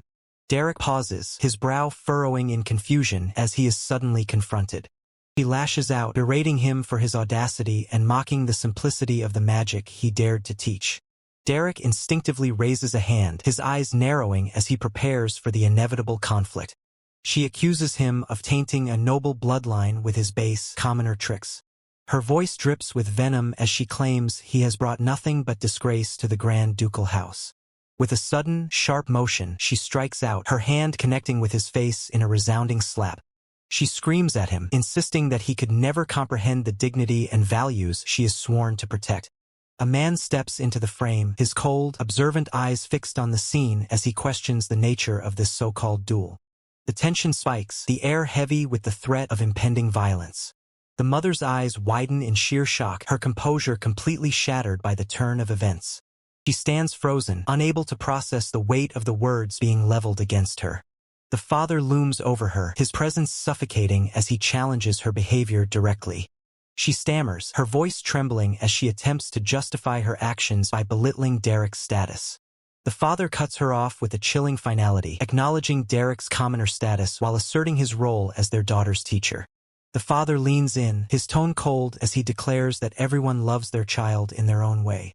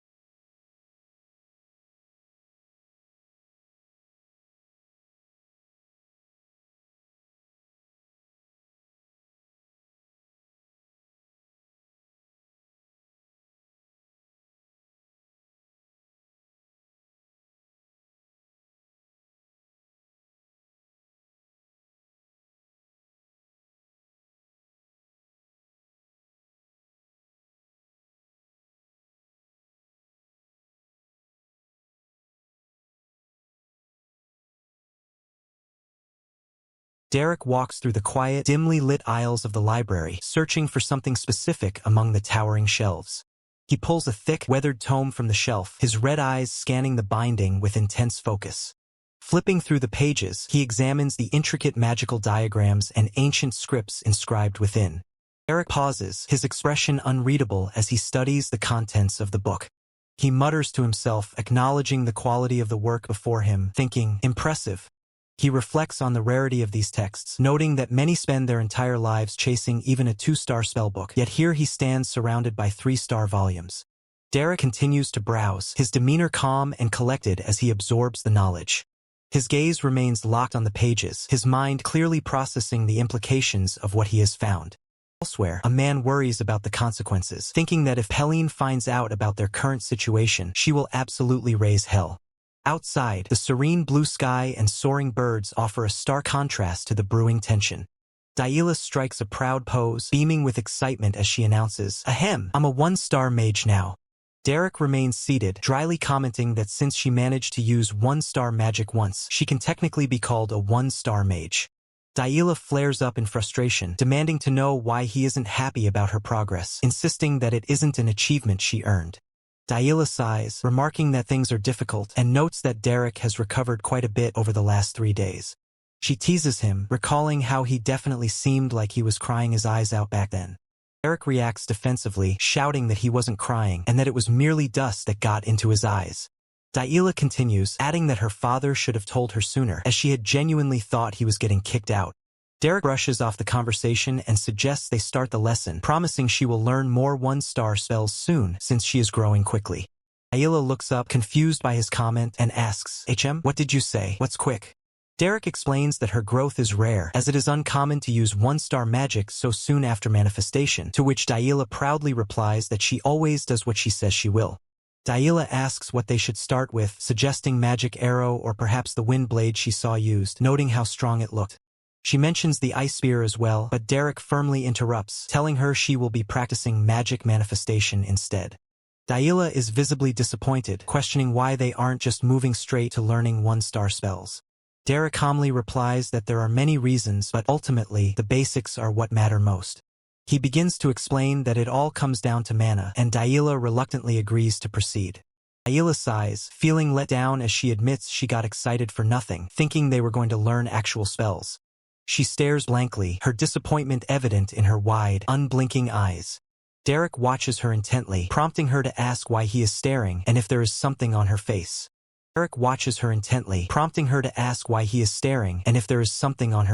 He replies that he is simply surprised to see her listening so obediently. Yahello bristles at his comment, demanding to know what he takes her for, insisting that she has respected his words from the very beginning. Derek isn't buying it, reminding her that she once poured dirty water over his head, not once, but twice. Yahello stands there, deflated and silent, as Derek sits calmly at the table, refusing to let her rewrite history. Yahello asks if he really still remembers that, to which Derek coldly replies that it is hard to forget. Yahello quickly pivots, laughing loudly about the weather and suggesting they hurry up to practice magic instead. Derek offers a knowing, slightly mocking smile as he watches her desperate attempt to change the subject. Night falls over the estate, casting a long, ominous shadow under the glow of the full moon. Yahello is left gasping for breath, her body glowing with the strain of her magical exertion. Derek looms over her, his expression unreadable as he notes that he heard she is going to get much busier soon. Exhausted, Yahello admits that she heard the news as well, her posture slumped in defeat. She clutches her head, lamenting that starting next week, she is forced to take etiquette and general education classes. Derek questions why she isn't happy, pointing out that she should be grateful for a true noble education. Yahello lists the tedious subjects she must endure, wondering aloud how others manage to survive such a lifestyle. Derek explains that this is exactly why those individuals are the pride of high society and the center of attention. Yahello insists she only wants to study magic, and Derek tells her to go ahead, reminding her that his position gives them plenty of leeway. Derek asks if there is truly anyone left who would dare to kick her out at this stage. Yahello counters that while her father may have acknowledged her, her mother is not the type to let that stand. Derek asks why her mother wants to drive her out, and Yahello explains that her mother fears she will lose her noble dignity and become like a mercenary. Derek looks pensive, noting that even their recent sparring session was a far cry from the dignity nobles pursue. Derek concludes that if that's the case, then their training is nothing special at all. Derek leans in, whispering that silencing her mother isn't as difficult as Yahello thinks, she just needs to remove the pretext. Yahello looks up, startled by his cold, calculated suggestion. The sun rises over the grand estate, signaling the start of a new day. A woman walks down the hall, her presence commanding and austere. She muses with disdain about how Yahello could have possibly met such an indecent teacher, feeling pity for her child. Derek, clearly enjoying the chaos, commands Yahello to watch closely as he demonstrates the mercenary way. Daila bursts into the scene, carrying a massive wild boar over her shoulder, shocking everyone present. Daila laughs manically while the noblewoman clutches her head in absolute agony and disbelief. The noblewoman retreats, fuming that regardless of her husband's approval, she remains the mistress of the estate and will not tolerate such behavior. The noblewoman stands firm, her expression a mask of cold determination as she refuses to yield her authority. Daila approaches her mother, concern etched on her face as she calls out to her. Her mother softens, dismissing the rumors of Daila being childish with a gentle, indulgent smile. She reflects on the warmth of Daila's affection, her eyes glistening with genuine maternal love. A moment of heavy silence passes, the weight of their conversation hanging in the air. She pauses, her expression shifting into one of quiet contemplation. Daila, looking radiant and composed, asks if her mother managed to get enough rest the previous night. Taken aback by the sudden question, her mother stares in visible confusion. Daila explains that her recovery in the annex prevented them from speaking, and she expresses regret over her busy schedule. Her mother stammers, caught off guard by the unexpected shift in the conversation. Daila maintains her cheerful facade, insisting she must leave immediately to attend to her tight education schedule. Her mother tries to pivot back to the topic of etiquette lessons, clearly worried about the timeline. Daila confirms the schedule with a polite smile, masking her true intentions. Her mother, sensing something is off, urges her to hurry along so she isn't late for her studies. The two stand in the courtyard, the atmosphere thick with unspoken tension. A sudden, sharp metallic clang echoes through the courtyard, drawing everyone's attention. Daila graciously checks on the maid, ensuring she hasn't been injured by the accident. The maid, visibly shaken and flustered, stammers out a response to Daila. The noble district of Ebelstein is alive with rumors, the salon buzzing with newfound chatter. A concerned noble expresses her worry over the recent distress shown by her peer. She feigns surprise, brushing off the concern with a delicate gesture. She reassures her companion that her previous worries have been resolved, putting her mind at ease. Alant admits she was deeply concerned by the rumors of her venturing outside the district. Aisline explains that she was simply busy finding a magic teacher for her younger sister, Daila. Alant is stunned, questioning why Aisline would go to such lengths to find a teacher personally. Denise of House Veltus listens intently, her curiosity piqued by the mention of Daila. Conversations turn toward Daila, with onlookers noting how she is transformed into such a proper young lady that she is barely recognizable. They recount how she has even manifested one-star magic, displaying a conduct so neat and composed that it inspires others to work harder.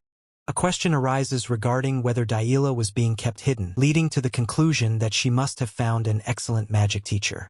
Despite having no status, it is acknowledged that this mentor must be exceptionally capable, making the journey to find him at the Beldun Mercenary Corps well worth the effort. The revelation that the mentor is a mere mercenary leaves the listener stunned and visibly unsettled. Suspicion grows as they connect the dots, wondering if Daila is the true reason the mansion's cook fled from Duplain. The cook recalls the kindness of Alant, left questioning the strange circumstances surrounding the recent events. Shock deepens as they realize this teacher not only reformed a notorious brute but successfully turned her into a one-star mage. The weight of the achievement sinks in, leaving the room in a heavy, contemplative silence. A subtle, calculated smile forms as the implications of this new information take root. The conversation shifts as a direct inquiry is made regarding the name of this mysterious magic teacher. They speculate that if he is truly Daila's teacher, his fame is bound to skyrocket, and they demand to know his name immediately. The name is finally revealed: Derek. Daila adds that Derek has also been teaching her etiquette, admitting that it is a difficult subject to master alone. The listener offers a strained, polite reaction, praising her for studying independently. Daila corrects her, clarifying that it was actually Derek who provided the instruction. She beams with gratitude, stating that she owes even her current progress to Derek. The constant repetition of his name begins to grate on the listener's nerves. Frustration boils over as she questions how many times that name will be brought up in conversation. Though unaware of exactly what Derek did to Daila, she resolves to find a way to intervene. They observe that she has been in an exceptionally good mood, noting the drastic shift over the past few weeks. The observer finds this behavior surprising, noting that he had only ever seen such a demeanor in Lady Aisline. It is suggested that Daila might finally be trying to be reborn as a true lady, as her noble dignity is now undeniable. Night falls, casting a shroud of mystery over the estate. An ancient book lies open, its pages filled with complex magical diagrams and runes. Derek stands in the shadows, sweat beading on his brow as he focuses his internal energy. He channels his power, a brilliant blue aura erupting around him as he pushes his limits. With a final, sharp movement, he completes the sequence, his expression set in grim determination. Breathing heavily, Derek collapses onto the grass, his body pushed to its absolute limit. Derek gasps, his face slick with sweat as he tries to regain his composure, offering a quick apology for his disheveled state. Companion approaches, asking with a slight smile if he had just interrupted a rigorous training session. Derek shakes his head, dismissing the intrusion as he turns to address the visitor, curious about the sudden arrival. The night sky stretches out above them, silent and vast, as the conversation shifts into the quiet evening air. They sit together under the stars, and the companion brings up a sensitive topic, Yahello. The mood shifts as the companion eyes the 3-star spellbook in Derek's hand, questioning how he came to possess such a rare item. Disbelief flashes across the companion's face, struggling to process that such a high-level resource was entrusted to Derek. Derek remains calm, explaining that while the content is currently beyond his grasp, he refuses to waste time and is already preparing for the future. A stern authority figure intervenes, cutting the discussion short with a firm declaration that Derek is, indeed, a true mage.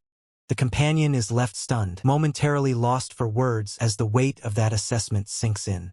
Derek steers the conversation back to the original point, asking why the companion wanted to discuss Yahello in the first place. The companion hesitates, clearly flustered as he tries to navigate the complicated social landscape of what teenage girls might appreciate. Derek watches with a blank expression, waiting to see where this awkward line of questioning is going. The companion suggests the idea of crafting a handmade doll, hoping it might be the key to Yahello's heart. Derek immediately shuts down the notion, his expression cold as he stares at the terrifying image of such a doll in his mind. The companion quickly backpedals, realizing the suggestion was a complete disaster. Sensing the training is over, the companion suggests they finally head back inside. They walk together across the grounds, the quiet footsteps echoing in the cool night air. The companion pauses to express his genuine gratitude to Derek for all his help. He notes how the household mood has improved, with everyone focusing on their duties and even the father appearing satisfied. Derek acknowledges the difficulty of reading the father's true feelings, agreeing that the sentiment is shared by everyone in the mansion. Footsteps crunch on the earth as they continue their slow trek back toward the residence. Reflecting on the changes in those around him, the companion realizes he must also learn to accept the shifting dynamics. He muses on how easily people can change, especially at such a young and impressionable age. Staring up at the vast sky, he admits he is unsure if he had been blind to these changes or simply avoiding them, but he knows he must evolve alongside Yahello. Turning to face Derek, the companion offers his sincere thanks, attributing these positive shifts to Derek's influence. Derek listens quietly, his expression stoic as he processes the weight of the companion's words. The conversation shifts to the unique nature of Yahello's magic, which Derek describes as something akin to painting a picture. Derek observes that a true genius possesses talent ingrained in their bones, making such distinctions difficult to spot. Conversation turns to Yahello, who employs the mana operation techniques of the School of the Wild. Derek remarks that mana usage varies greatly between individuals. Once Yahello reaches a certain threshold, she will no longer require his guidance. Derek explains that at that advanced level, a teacher's interference becomes an obstacle rather than a benefit. Derek stares into the night sky, confident that Yahello will eventually find her moment to shine. 2 months pass, marked by the delicate blooming of flowers. Denise Veltus wonders why the maid brought her flowers, only to be told they were meant to adorn her hair. Denise Veltus breathes in the sweet scent, feeling as though spring has lingered for months. Denise Veltus notes her newfound comfort with basic magic and her improved relationships with the mansion staff. The maid asks if Denise is happy because it is a magic lesson day, to which Denise reacts with surprise. As the maid prepares to arrange the flowers, Denise asks for one to give to Derek. The flower slips from her grasp, falling to the floor. Denise looks down in shock, her eyes welling with tears. Denise tearfully asks Derek what he means by his previous statement. Derek stands firm, telling Denise that she heard him correctly. Derek coldly declares that there is nothing left for him to teach her. The principles of the seasons dictate that just as winter must end, spring cannot last forever. It It is observed that while Yahello belongs to the school of the wild, her innate traits are exceptionally powerful. Derek worries that if he continues to involve himself with her, he will only end up hindering her potential. Derek confirms there is no longer any reason for him to remain in the mansion. A tense silence hangs in the air. Derek stands before the lord of the house, ready to depart. The lord acknowledges that things have changed for the better, noting that his daughter grew because of Derek. The lord admits he was too consumed with territory management to be a good father, but feels relieved now. The lord asks Derek when he intends to leave the mansion. Derek explains he plans to leave when Lady Eislein visits, intending to ride in her carriage back to Ebelstein.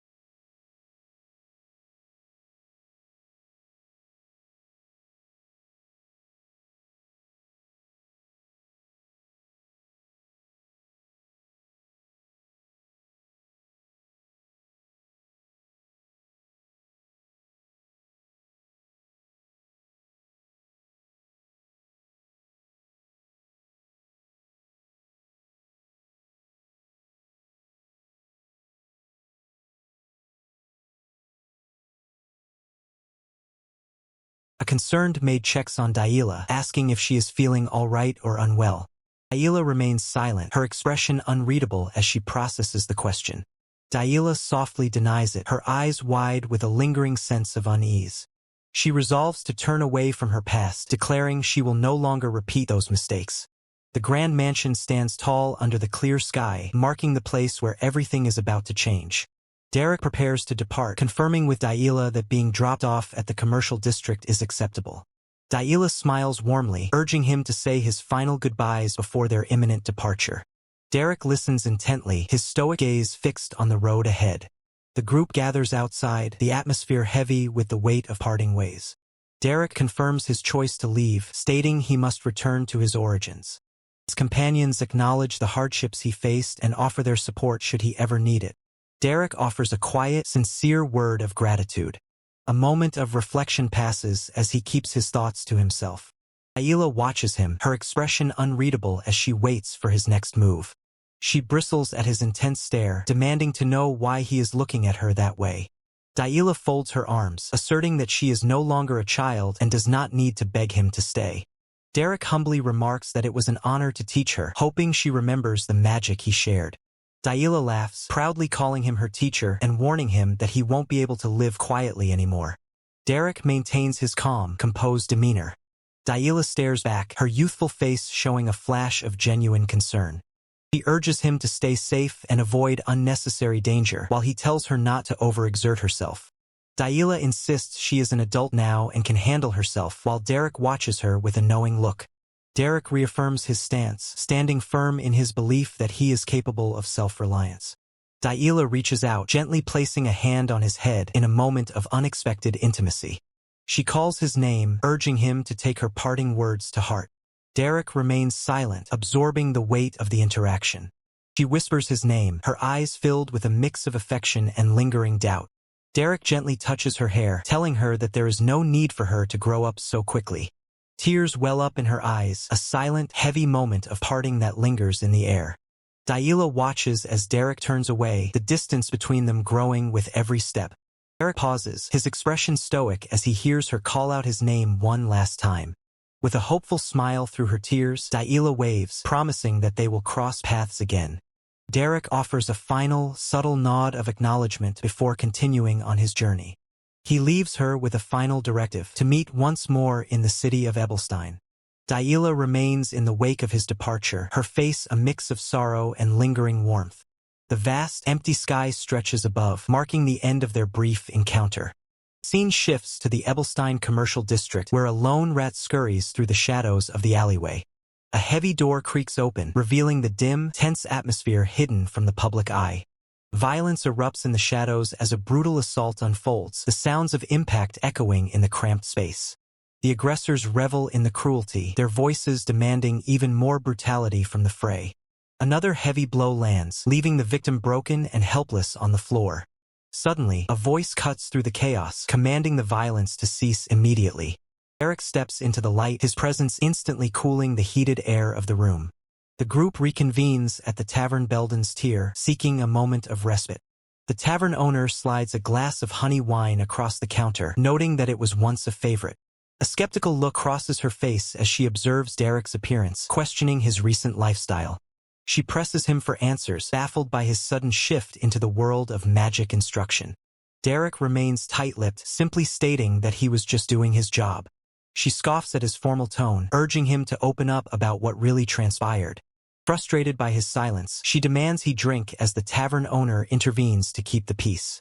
The tavern owner pivots the conversation to the financial outcome of his recent endeavors. Derek reveals that he walked away with something far more valuable than gold. He places a mysterious, ornate book on the table, its aura heavy with potential. Their eyes widen in shock as they recognize the rarity of the 2-star spellbook before them. Tensions flare as the guild members confront each other, demanding to know if the 3-star spellbook was stolen, while their greed for such a rare artifact quickly overrides any moral concern. Derek remains unfazed, calmly revealing that the powerful relic was a direct gift from the Grand Duke himself. Yahello explodes in disbelief, accusing Derek of lying and demanding to know if there are other opportunities for work, her temper flaring at his nonchalant attitude. Simple candle flickers in the dim tavern, marking a quiet moment of transition before the next mission begins.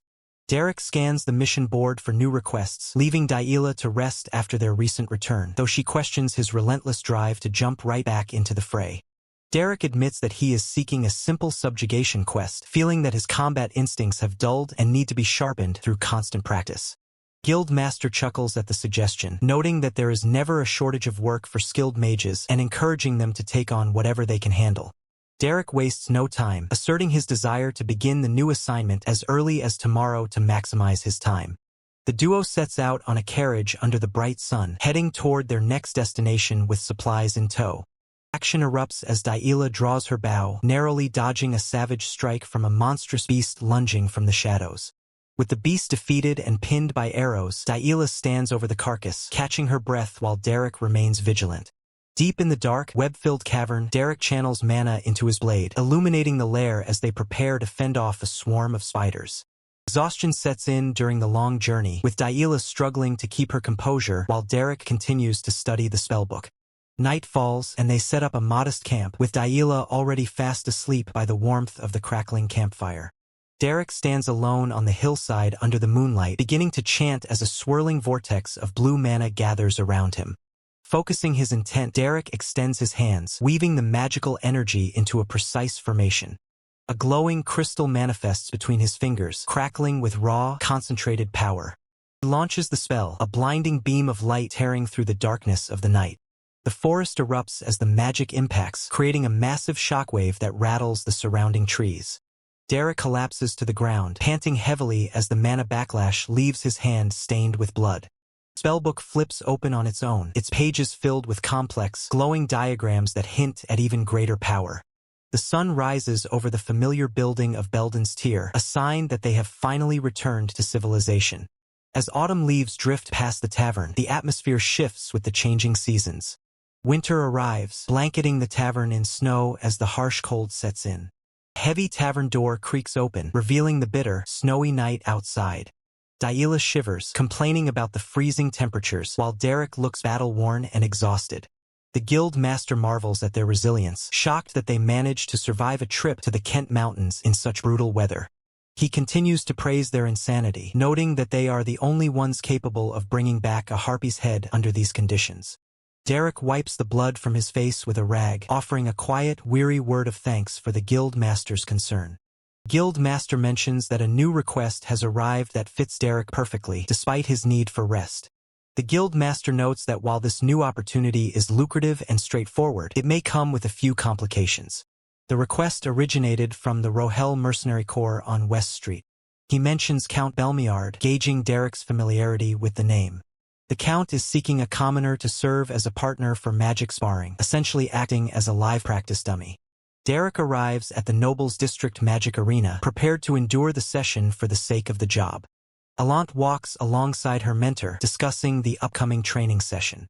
Alant asks who she will be sparring with, learning that a commoner has been hired to facilitate her offensive magic practice. Visibly unsettled, Alant questions the morality of using a commoner as a target for her magic. Her mentor dismisses the concern, insisting it is standard training and that the commoner will be fairly compensated. Alant scoffs, dismissing the arrangement as typical noble behavior. Mentor notes the commoner is capable of handling one-star magic, leaving Alant to wonder about the power gap between star levels. Derek sits on a bench, checking his gear before the encounter. Derek clears his throat, ready to introduce himself to his opponent. Alant looks down at the young man, questioning if he is truly the sparring partner she was promised. Derek bows respectfully and states his name. Alant introduces herself, though the name Derek rings a vague bell in her memory. She agrees to proceed to the arena, though she remains skeptical of Derek's experience. Alant begins to warm up, preparing for the upcoming exertion. With a stern expression, Alant asks if Derek is familiar with the basic etiquette of magic sparring. Derek questions the extent of the resistance required from him to be of any genuine utility.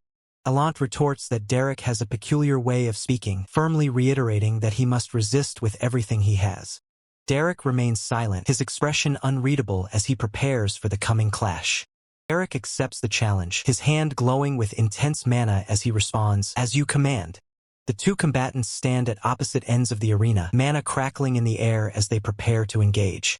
Alant internally acknowledges Derek's impressive one-star mastery for his age, but dismisses him as far too arrogant.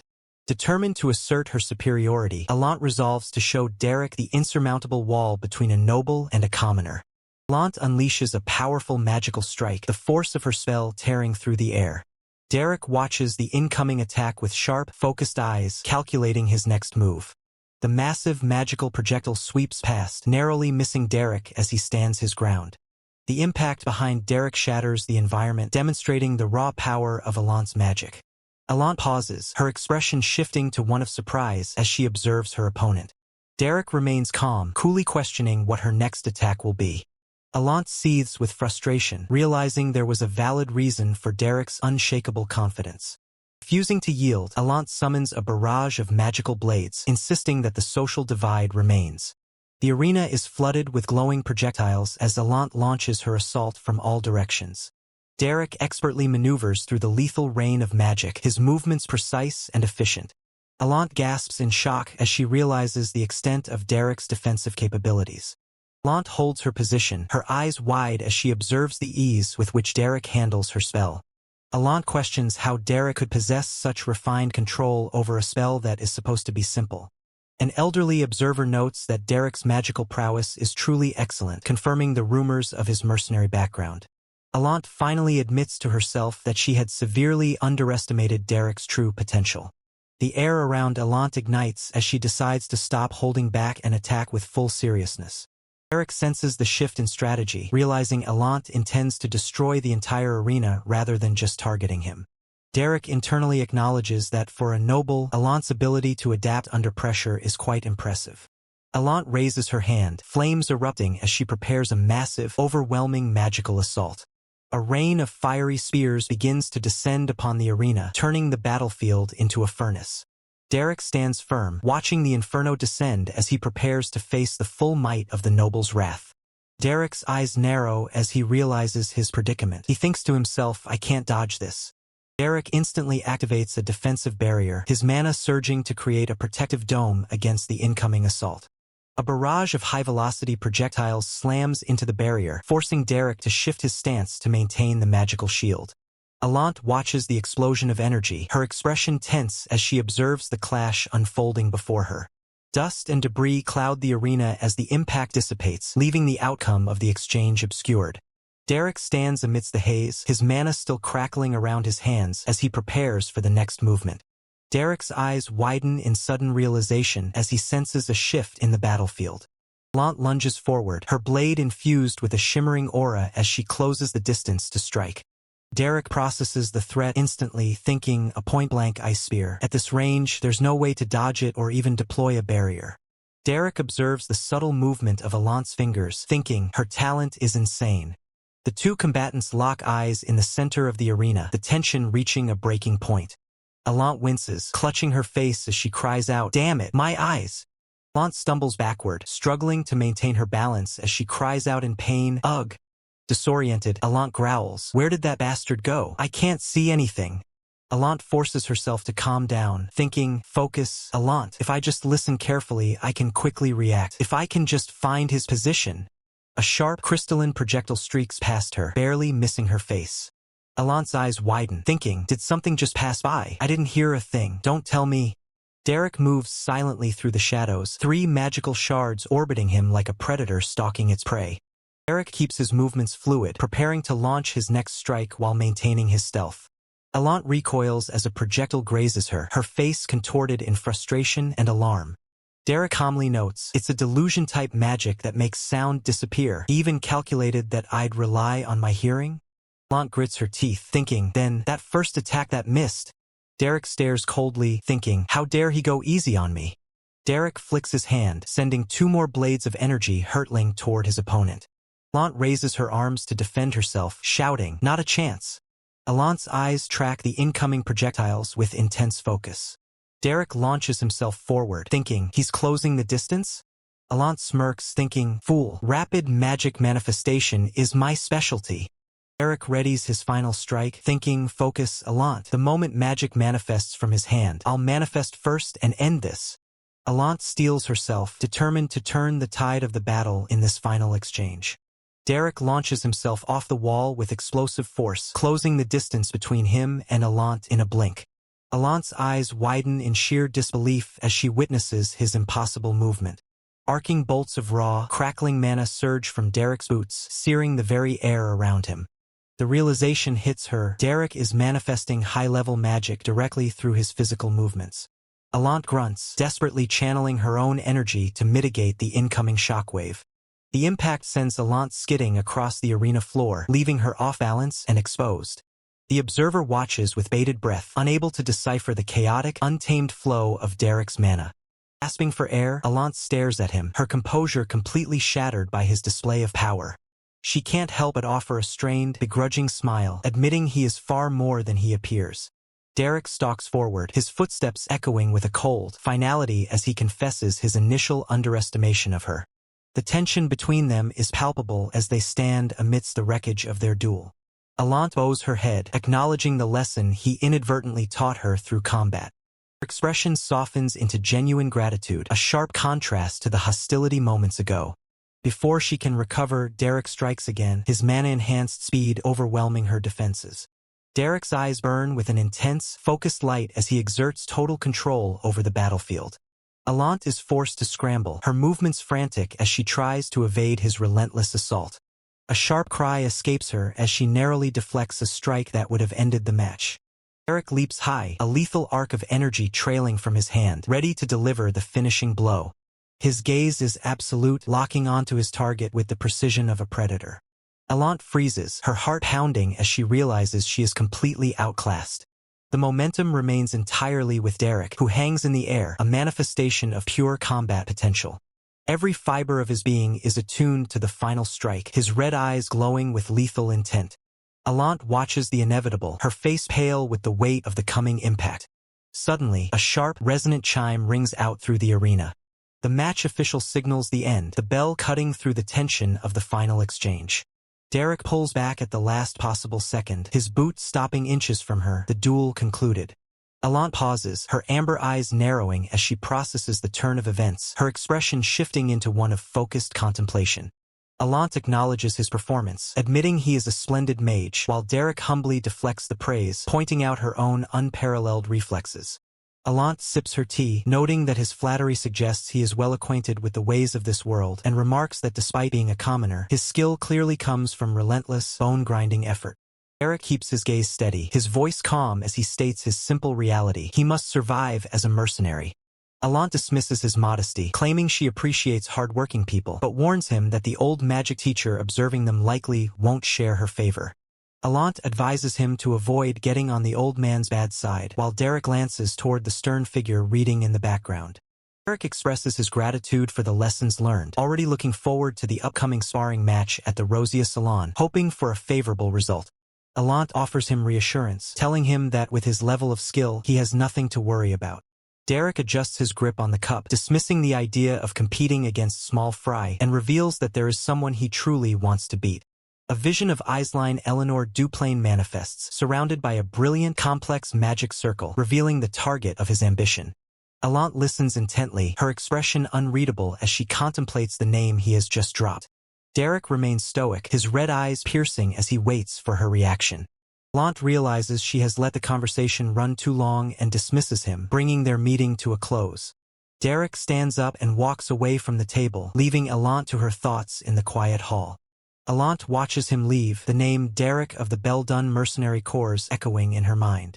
She pauses, searching her memory, certain she has heard that name mentioned somewhere before. The realization hits her as she recalls the name Derek being spoken by Aisline Eleanor Duplain herself.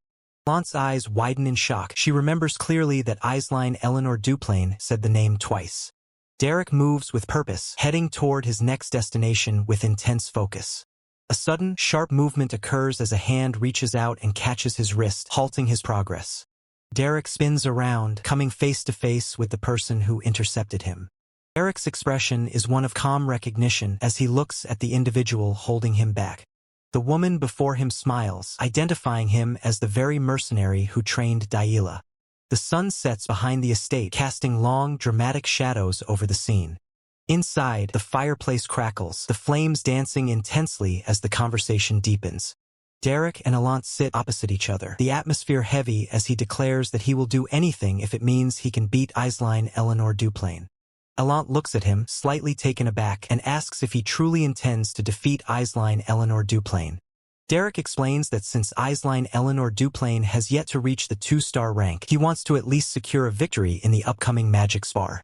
Alant notes his incredibly competitive spirit, a remark that Derek dryly observes is just a nice way of describing his obsession.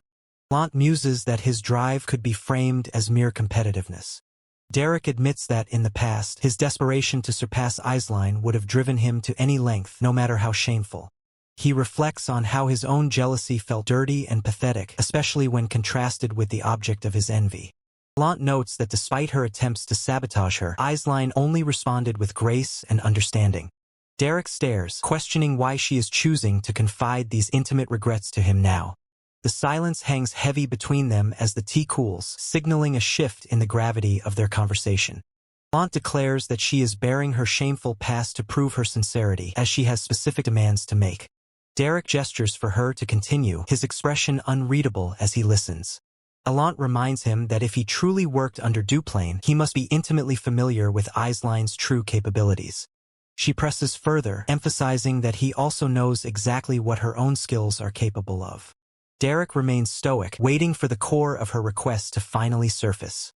Alant asks point-blank what steps she must take to finally overcome Aisline. The question hangs in the air, sharp and demanding, as she waits for his judgment. Derek studies her, weighing his words before he delivers his assessment. He acknowledges that while Aisline's prowess is indeed staggering, Alant possesses a hidden, tremendous potential of her own. He suggests that, with enough dedication and refinement, the gap between them could be closed. Derek realizes that this isn't a plea for validation. She is driven by a cold, calculated desperation. She is so desperate that she is willing to seek answers from a lowly mercenary, casting aside all pride. The fire in the hearth crackles, reflecting the tension between the two figures. The atmosphere in the room grows heavy with the weight of their unspoken agreement. Derek maintains his composure, his silence speaking volumes. Finally, he delivers the crushing truth. As things stand, she cannot beat Aisline. Alant's eyes narrow, her resolve hardening at his blunt rejection. Derek watches her reaction closely, waiting to see if she will fold or fight. A flicker of defiance crosses her face, refusing to accept his verdict. She insists that despite the impossibility, she will find a way to win at any cost. Derek remains unmoved, his gaze steady and detached. Alant slams her hand down, pointing out that he had no trouble turning Yahello into a capable mage. She demands that he apply that same expertise to her, forcing him into a corner. Derek pauses, the weight of her ambition finally demanding a real response. Derek admits that while methods exist, he is preoccupied with lingering concerns. Alant leans back, intrigued by his hesitation and demanding to know what is on his mind. Derek questions if Alant truly understands the nature of his training sessions with Yahello. Alant claims ignorance of the details but expresses a ruthless determination to secure victory at any cost. Derek pivots to his second concern, reminding her that his status as a mercenary dictates his transactional nature. Alant scoffs, dismissing his worries about social reputation and the stigma of learning magic from a mercenary. Alant asserts her ambition, declaring her intent to make her name echo throughout the entire empire. Derek finds the idea of failing to dominate Ebelstein's social circle completely absurd. Alant warns him not to judge her sincerity, insisting she values results far more than mere pride. Derek watches her, his expression unreadable as he processes her intensity. Derek flatly rejects her sentiment, reiterating that his mercenary status requires proper compensation. Alant pauses, momentarily stunned by his cold focus on money. A sudden flush colors Alant's face as the realization of his intent hits her. Alant quickly recovers, laughing off the misunderstanding and promising him any amount of payment he desires. Derek resolves that if she is truly this serious, he will match her intensity with harsher training methods. The statue of the angel stands silent, marking the transition to the upcoming social gathering. A young lady notes that the upcoming gathering will feature a competitive magic duel segment. She mentions rumors of Alant's drastic improvement, prompting her to prepare thoroughly. Alant arrives, surprised by the sudden timing of the gathering and declaring her participation. The group compliments a lady named Iseline on her humility. The attendees spot Alant and call out to her. Alant acknowledges them, noting she could hear them from down the hall. The group debates whether they should interrupt the ongoing conversation between the ladies. Alant challenges Iseline on her practice habits and experience with defeat. Iseline gracefully accepts the flattery. Iseline clarifies that because her opponent is Alant, she cannot afford to be careless. Alant discusses her commoner magic instructor, noting his impressive track record. Alant reveals that it was actually Iseline who vouched for the instructor's abilities. Alant questions the validity of the instructor's reputation, specifically asking if it was truly Iseline who vouched for him. Alant confirms with a confident smile that her tutor is none other than Derek. The revelation of Derek's name leaves the listener stunned, eyes wide in disbelief. Alant revels in the moment, taunting her rival about how frustrated she must be now that she has successfully claimed Derek for herself. The shock is palpable as the listener can only manage a breathless, whispered reaction. Alant is met with sudden, forced praise as her companion offers congratulations, clearly trying to mask her inner turmoil. The flattery continues, with the companion praising Alant for her supposed wisdom and dependability. With a wide, albeit strained, grin, the companion offers one final congratulation to seal the facade. Alant falters, taken aback by the unexpectedly warm response she just received. Alant realizes with a jolt that this reaction was not at all what she had anticipated. The companion pauses, her expression shifting as she processes the situation. The companion suggests that Yahello should seek out Derek for extra magic tutoring, noting that Yahello's progress seems to have hit a wall. Yahello recoils in panic, frantically insisting that she doesn't need his help and that the suggestion is unnecessary. Alant watches the display, deep in thought as she contemplates the mention of Iseline. Alant muses on the name, confirming that Iseline is indeed the key to the situation. A smug look crosses Alant's face as she asks if her companion understands the weight of her having snatched Derek away. Alant proudly declares that she, Alant Alphione Belmiard, has openly stolen the tutor. The companion tries to interject, warning Alant that Derek is actually a bit. Alant brushes off the concern, distracted by the time. Alant bids farewell, noting that she must leave for her first tutoring session. As Alant walks away, her companion watches her with a look of growing anxiety. companion tries to reassure herself, thinking that Derek isn't the type to do anything truly terrible. Denise of House Veltus sits calmly, sipping tea while observing the scene from a distance. Denise of House Veltus dismisses the drama, remarking that everyone is just trying to survive. The scene shifts to a tavern in Eberstein. A man questions Derek about his heavy workload for the Earl Belmiard family. Derek replies that he doesn't need to travel all the way to the estate for the job. Derek notes that it doesn't matter where he is as long as he can handle the work from Eberstein. The man challenges Derek, asking if he really thinks their lady can beat Lady Iseline in the upcoming match. Derek remains unfazed, asserting that despite the grim situation, he still holds a potential path forward. He suggests that if Allant can surpass the 2-star threshold, they could leverage that star-level gap to crush Lady Iseline in a direct confrontation. The man dismisses the wishful thinking, demanding to know the actual practical plan Derek intends to execute. Derek confirms that he has been waiting for the right moment to disclose his intentions to his uncle. Derek makes it clear that he requires his uncle's direct assistance to bring this specific plan to fruition. Derek stares intensely, waiting for a response as the gravity of his request hangs in the air. His uncle remains silent, processing the weight of the proposal while still holding the heavy barrel. His uncle finally speaks, accusing Derek of concocting yet another reckless, nonsensical scheme. Derek bluntly admits to his uncle that the entire strategy is inherently dangerous from the ground up. Yahello bursts into a frantic, tearful outburst, screaming that the situation is incredibly hazardous and that they have been swindled by scammers. Yahello continues to wail uncontrollably, lamenting that every last coin of her fortune has been drained by these con artists. With a heavy sigh, Derek offers to provide the necessary funds to settle her financial crisis. The exterior of the establishment, Belden's Tier, stands under the bright afternoon sky. The sun begins to set behind a grand estate, casting a warm glow over the iron gates. Allant stands with arms crossed, informing them that their lessons will commence with live combat training. Derek questions if he is truly being thrown into 10 consecutive rounds of combat before any theoretical analysis. Allant insists that she must observe his actual combat capabilities in action first. Derek remarks on the brutality of her methods, noting how fitting they are for someone with a mercenary background. Derek readies himself, his hand glowing with blue mana as he tells her he is ready to begin. The sun dips further, leaving the training grounds bathed in an orange twilight. The training area remains quiet, littered with the remnants of their intense session. Allant collapses, gasping for air as the exhaustion from the training takes hold.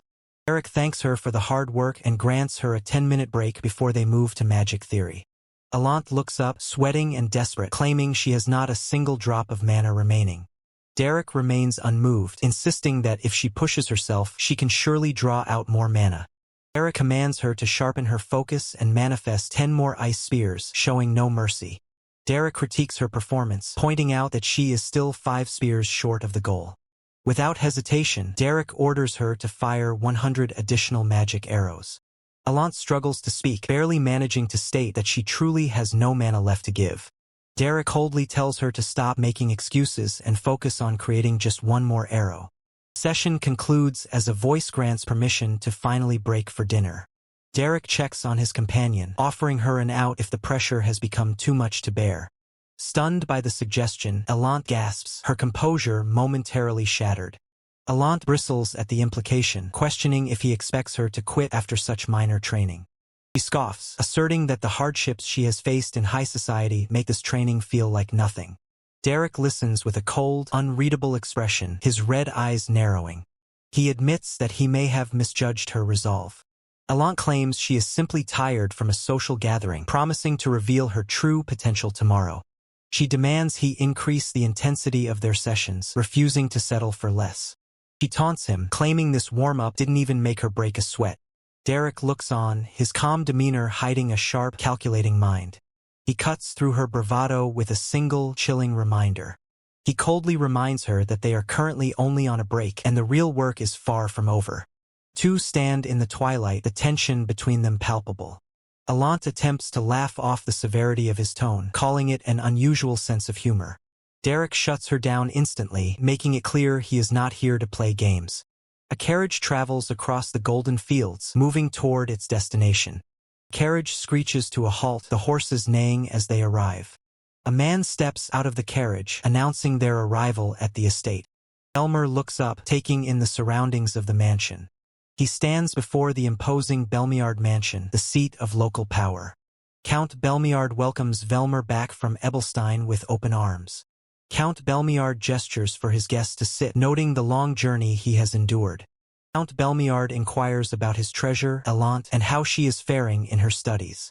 Count Belmiard boasts of Elant's immense talent, convinced she will one day surpass even him. Velmer forces a smile, internally panicking at the thought of revealing that she is training under a commoner.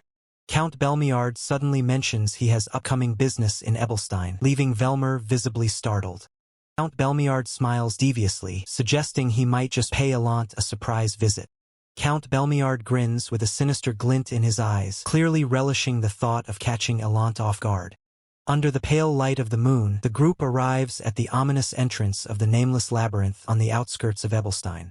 Derek stands before the heavy stone doors, his expression clouded with hesitation as he contemplates the risks ahead. Group gathers, with Yahello voicing her deep concern about dragging Elant into such a dangerous environment, trusting that Derek has a calculated strategy. Elant stares at Derek in disbelief, questioning why she is being chosen for this mission, only to be told it is merely a low-rank labyrinth. Unconvinced, Elant voices her anxiety about her lack of experience, wondering if they are really prepared to enter so recklessly. Derek remains firm, insisting that real combat is the only way for her to hone her instincts, promising that his team will be there to back her up. Elant is visibly shaken by the sudden pressure, knowing the crucial sparring match is looming just a few days away. Derek asserts that when time is of the essence, this trial is the most efficient method to bridge the gap. Elant falls into a tense silence, the gravity of the situation settling in as she prepares to step into the unknown. The party ventures deeper into the cold, stone corridors, their footsteps echoing through the dark passage. Elant recoils at the sight of the decaying walls, her nerves fraying as the atmosphere of the labyrinth begins to suffocate her. Derek keeps his guard up, reminding her that even a low-rank dungeon can hold lethal surprises for the unprepared. Elant freezes, her eyes wide as she senses a sudden shift in the air, her instincts finally starting to kick in. A sharp, focused look crosses Elant's face as she detects the presence of nearby monsters. Elant alerts the group to the presence of goblins, but Derek confirms he has already picked up their trail. Tension spikes as another party member warns of a much larger threat lurking directly behind them, an ogre. The mercenary laughs off the danger, asking for more pay if he is expected to take down an ogre on the spot. Derek cuts through the banter, his eyes glowing with focused mana as he demands they finish the job first. Derek stares into the darkness, where dozens of glowing red eyes reveal the encroaching horde. Elant unleashes a barrage of golden mana projectiles, filling the air with lethal light. With fierce determination, Elant channels her energy, her eyes locked onto her target. A mysterious figure stands amidst a swirling vortex of blue energy, radiating an overwhelming magical presence. The woman stands firm, her eyes glowing with a cold, intense resolve as she commands the flow of mana. Projectiles rain down with devastating force, impacting the area with explosive power. The sheer scale of the destruction stuns the onlookers as they realize Elant's mana reserves have grown exponentially. The woman remains encased in her protective sphere, her power continuing to surge uncontrollably. The woman remains encased in her protective sphere, her power continuing to surge uncontrollably, her eyes widening in sudden realization. Sudden shout shatters the tension as the location is compromised, with an unseen assailant closing in fast. The protective barrier crackles with volatile energy, struggling to contain the mounting pressure from within. With a cold, calculating gaze, she shifts her stance, declaring that the initiative has finally passed into her hands. Kicking off the ground, she unleashes a concentrated mana projectile, the air whistling as the strike tears toward its target. Elant reacts with lightning speed, her body blurring as she maneuvers to evade the incoming assault. With a swift, precise motion, Elant deflects the mana blast, the impact sending shockwaves rippling through the arena. Stunned by the unexpected display of skill, she freezes, her composure shattered by the turn of events. Exhaustion finally takes its toll, and she collapses to the ground, gasping for air as the adrenaline fades. Derek steps forward, offering a canteen of water with a calm, steady demeanor. She hesitates, her hands trembling as she accepts the offer, clearly doubting her own capabilities. Weight of the upcoming trial presses down on her, questioning if mere weeks of training are enough to overcome her opponent. Derek looks at her with unwavering confidence, assuring her that victory is well within her reach. He clarifies that her definition of winning might be different than she expects, hinting at a deeper strategy. The onlookers gasp in disbelief as a sudden, intense heat begins to emanate from the training grounds. A massive fireball manifests, its sheer size defying the logic of a standard 2-star spell. Her eyes reflect the blinding light of the inferno, her mind racing to process this catastrophic deviation from the plan. Panicked, she turns to seek guidance from Derek, who remains eerily calm amidst the chaos. Derek offers no immediate comfort, his silence speaking volumes about the gravity of the situation. Unable to contain her frustration, she snaps at him, demanding he stop his stoic act and provide a solution. The fireball expands, its radiance consuming the sky and threatening to engulf everything in its path. She screams as the heat intensifies, the raw power of the spell pushing her to the brink of despair. Realizing that standard defensive magic will prove useless, she contemplates the futility of her current arsenal. With a desperate gesture, she reaches out, acknowledging the overwhelming power of her opponent. A sense of crushing inadequacy washes over her as she faces the impossible odds. The impact finally arrives, a deafening roar that drowns out all thought. Denise of House Veltus watches the spectacle from afar, her expression unreadable and detached. A massive, searing explosion erupts, forcing Alant to recoil violently through the air. Alant's eyes widen in sheer disbelief at the raw power unleashed before her. The shockwave tears through the surroundings, leaving nothing but debris in its wake. Alant desperately shields her face, bracing against the overwhelming force of the impact. Alant is sent sprawling, the sheer momentum of the blast catching her off guard. Yahello watches the chaotic scene, her breath hitching as she struggles to process the destruction. Alant manages to regain her footing, dirt and dust clinging to her as she stares ahead. Yahello gasps, her voice trembling as she whispers, "Lady Alant, dodge that?" Yahello internalizes her shock, realizing the attacker mimicked a technique she had only witnessed once before. Derek stands composed, his red eyes sharp and unreadable amidst the aftermath. In the dim cavern, Denise approaches, drawing immediate attention. Denise hesitates, her gaze flickering toward him as she murmurs, Derek, right?" Derek offers a calm, concise confirmation, "Yes, that's correct." A subtle, calculated smile plays on Denise's lips. Denise lets out a soft sigh. "What a relief. I came here because I really wanted to meet you, Derek." She continues, her tone sweet, "I wanted to have a conversation with you, even if just once." Derek remains stoic, his expression unchanged by her sudden display of friendliness. Derek replies with a hint of dry wit, "Indeed, what a pleasant conversation." Denise shifts, her posture graceful as she plays with her dress. A sharp, discordant noise pierces the air, interrupting the tension. Denise twitches, her composure momentarily breaking with a flicker of irritation. She pauses, adjusting her skirt. "Well, actually..." Denise sighs dramatically. "I can't tell you how many times I've met you in my dreams. I heard you're quite excellent as a mage, and as an instructor." She leans in slightly. "So, how should I put it? If I could be taught by you, Derek, I think I'd be so happy." Derek stares flatly at her. "Why are you speaking in such a theatrical tone? Are you practicing for a play?" "Because the cave echoes." Denise looks away, her assistant visibly stifling a giggle behind her. A muffled sound escapes the assistant, unable to contain her amusement any longer. Denise thinks to herself, so the shy, beautiful girl act doesn't work on him? Then Denise prepares to pivot her strategy. "Well then, actually..." The atmosphere is heavy, thick with unspoken tension as Derek stands before the silhouetted figure. Derek reflects on the recent clash, his red eyes narrowing as he admits, "I felt a lot after watching the duel between Lady Eislein and Lady Alant." Denise of House Veltus, visibly shaken, reveals her deepest fear. "I was anxious that I would eventually be left behind, if everyone else grows while I stay in the same place." Clinging to him in desperation, she pleads, Please, save me." Close enough to share a breath, she thinks to herself, "Oh my, we're so close. He can probably feel my breath. His heart must be thumping, right? He won't be able to refuse." Derek abruptly pulls his hand away, the sudden movement cutting through her advances.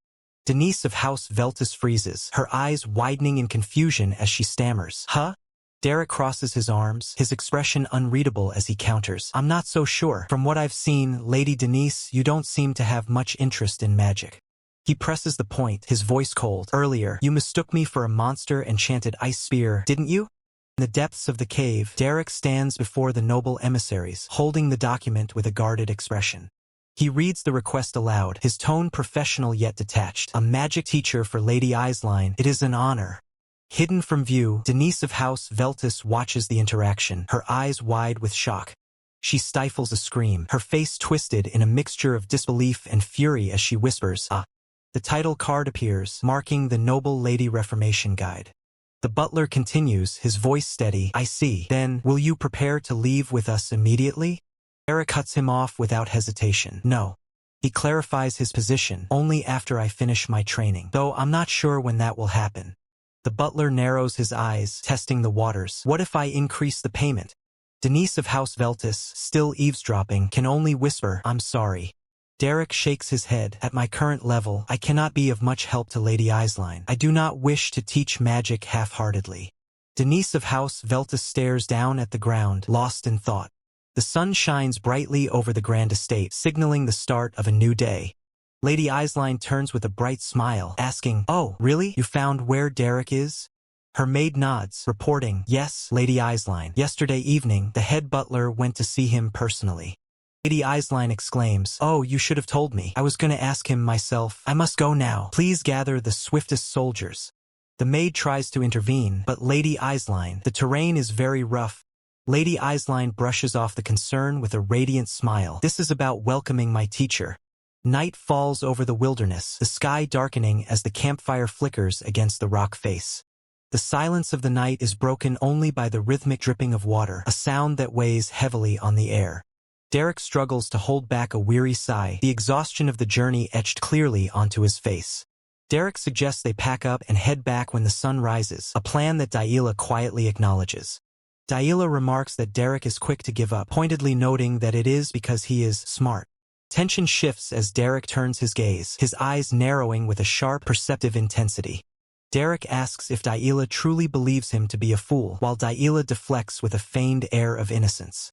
Derek admits that his stubbornness used to be his greatest weapon, but now he lacks the will to even fight for it.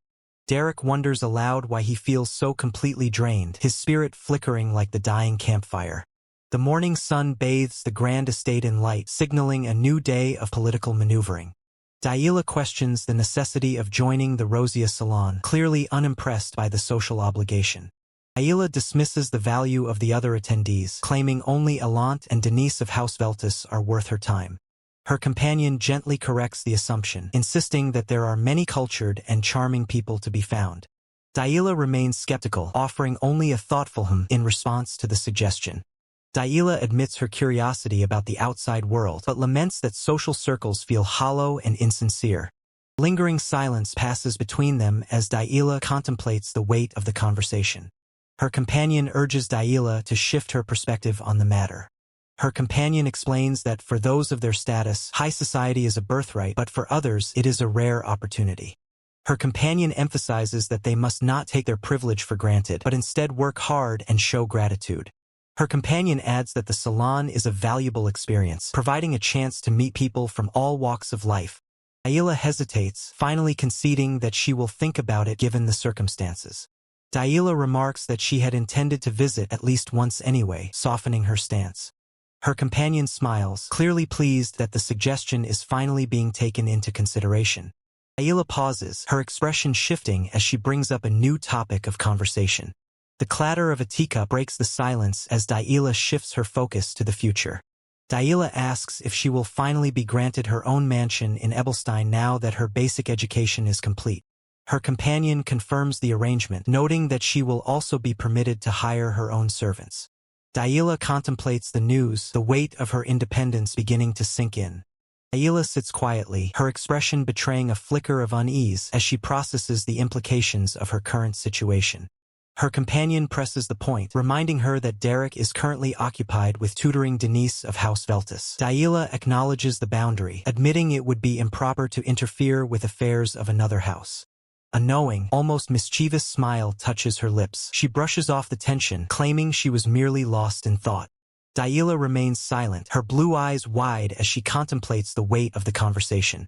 The scene shifts to the Ebelstein noble district, where the imposing mansion of Denise of House Veltis stands under the bright sky. Inside, Denise of House Veltis catches her breath, her chest heaving after a grueling training session. Derek acknowledges her progress, noting that she has improved significantly, her endurance pushed to the limit. He continues his instruction, telling her that she should now be capable of intercepting threats even outside her direct line of sight. Derek closes his eyes, focusing his mana to demonstrate the technique. The system interface flashes, marking the continuation of the Noble Lady Reformation Guide. The title screen shimmers into view. Denise of House Veltus looks up with an obsessed gaze, calling out to her little angel. She questions if the other person is desperate to have Derek all to themselves. A desperate plea echoes through the air, asking if they have finally come to liberate her from this hell. Denise of House Veltus warns her rival not to be deceived, insisting that she should be nervous because Derek is unpredictable and follows his own whims. She smirks, fully aware of the power she holds in this dynamic. She giggles, maintaining that Derek's choice remains the absolute priority. Denise of House Veltus is taken aback by the other's composure, wondering how she can remain so calm after such a direct provocation. She presses further, taunting her rival with the knowledge that she is fighting a losing battle. Her posture shifts, her grip tightening as the tension between them spikes. The other girl smiles serenely, suggesting that perhaps it would be even better if Derek began teaching Yahello instead. Denise of House Veltus trembles, realizing with shock that her rival isn't even flinching at her threats. Yahello calmly offers to arrange a meeting with Derek, but Denise of House Veltus snaps, declaring that she has heard enough. Furious and confused, Denise of House Veltus wonders how Yahello managed to seduce Derek into such unwavering confidence. Yahello remains in her own world, whispering to herself about her little angel. Night falls over the mansion, casting long shadows across the grounds. Inside, Yahello sits alone, lost in the quiet solitude of the late hours. She sits cross-legged on her bed, her posture rigid as she reflects on the day's events. Faint, enigmatic smile curls on her lips as the scene fades to black. Denise of House Veltus leans over her desk, her gaze piercing as she pens a letter, warning that her recipient will find her request impossible to refuse. The ink flows across the parchment as she lays out her cold logic. She aims to discard Derek, while Yahello desires to claim him for herself. With a calculated stroke of her quill, Denise of House Veltus proposes a solution to their conflicting interests, a high-stakes magic duel. A sinister grin spreads across her face as she plots to throw the match on purpose, ensuring that her house has no choice but to surrender Derek. The letter concludes with a final, chilling signature, sealing the fate of all involved.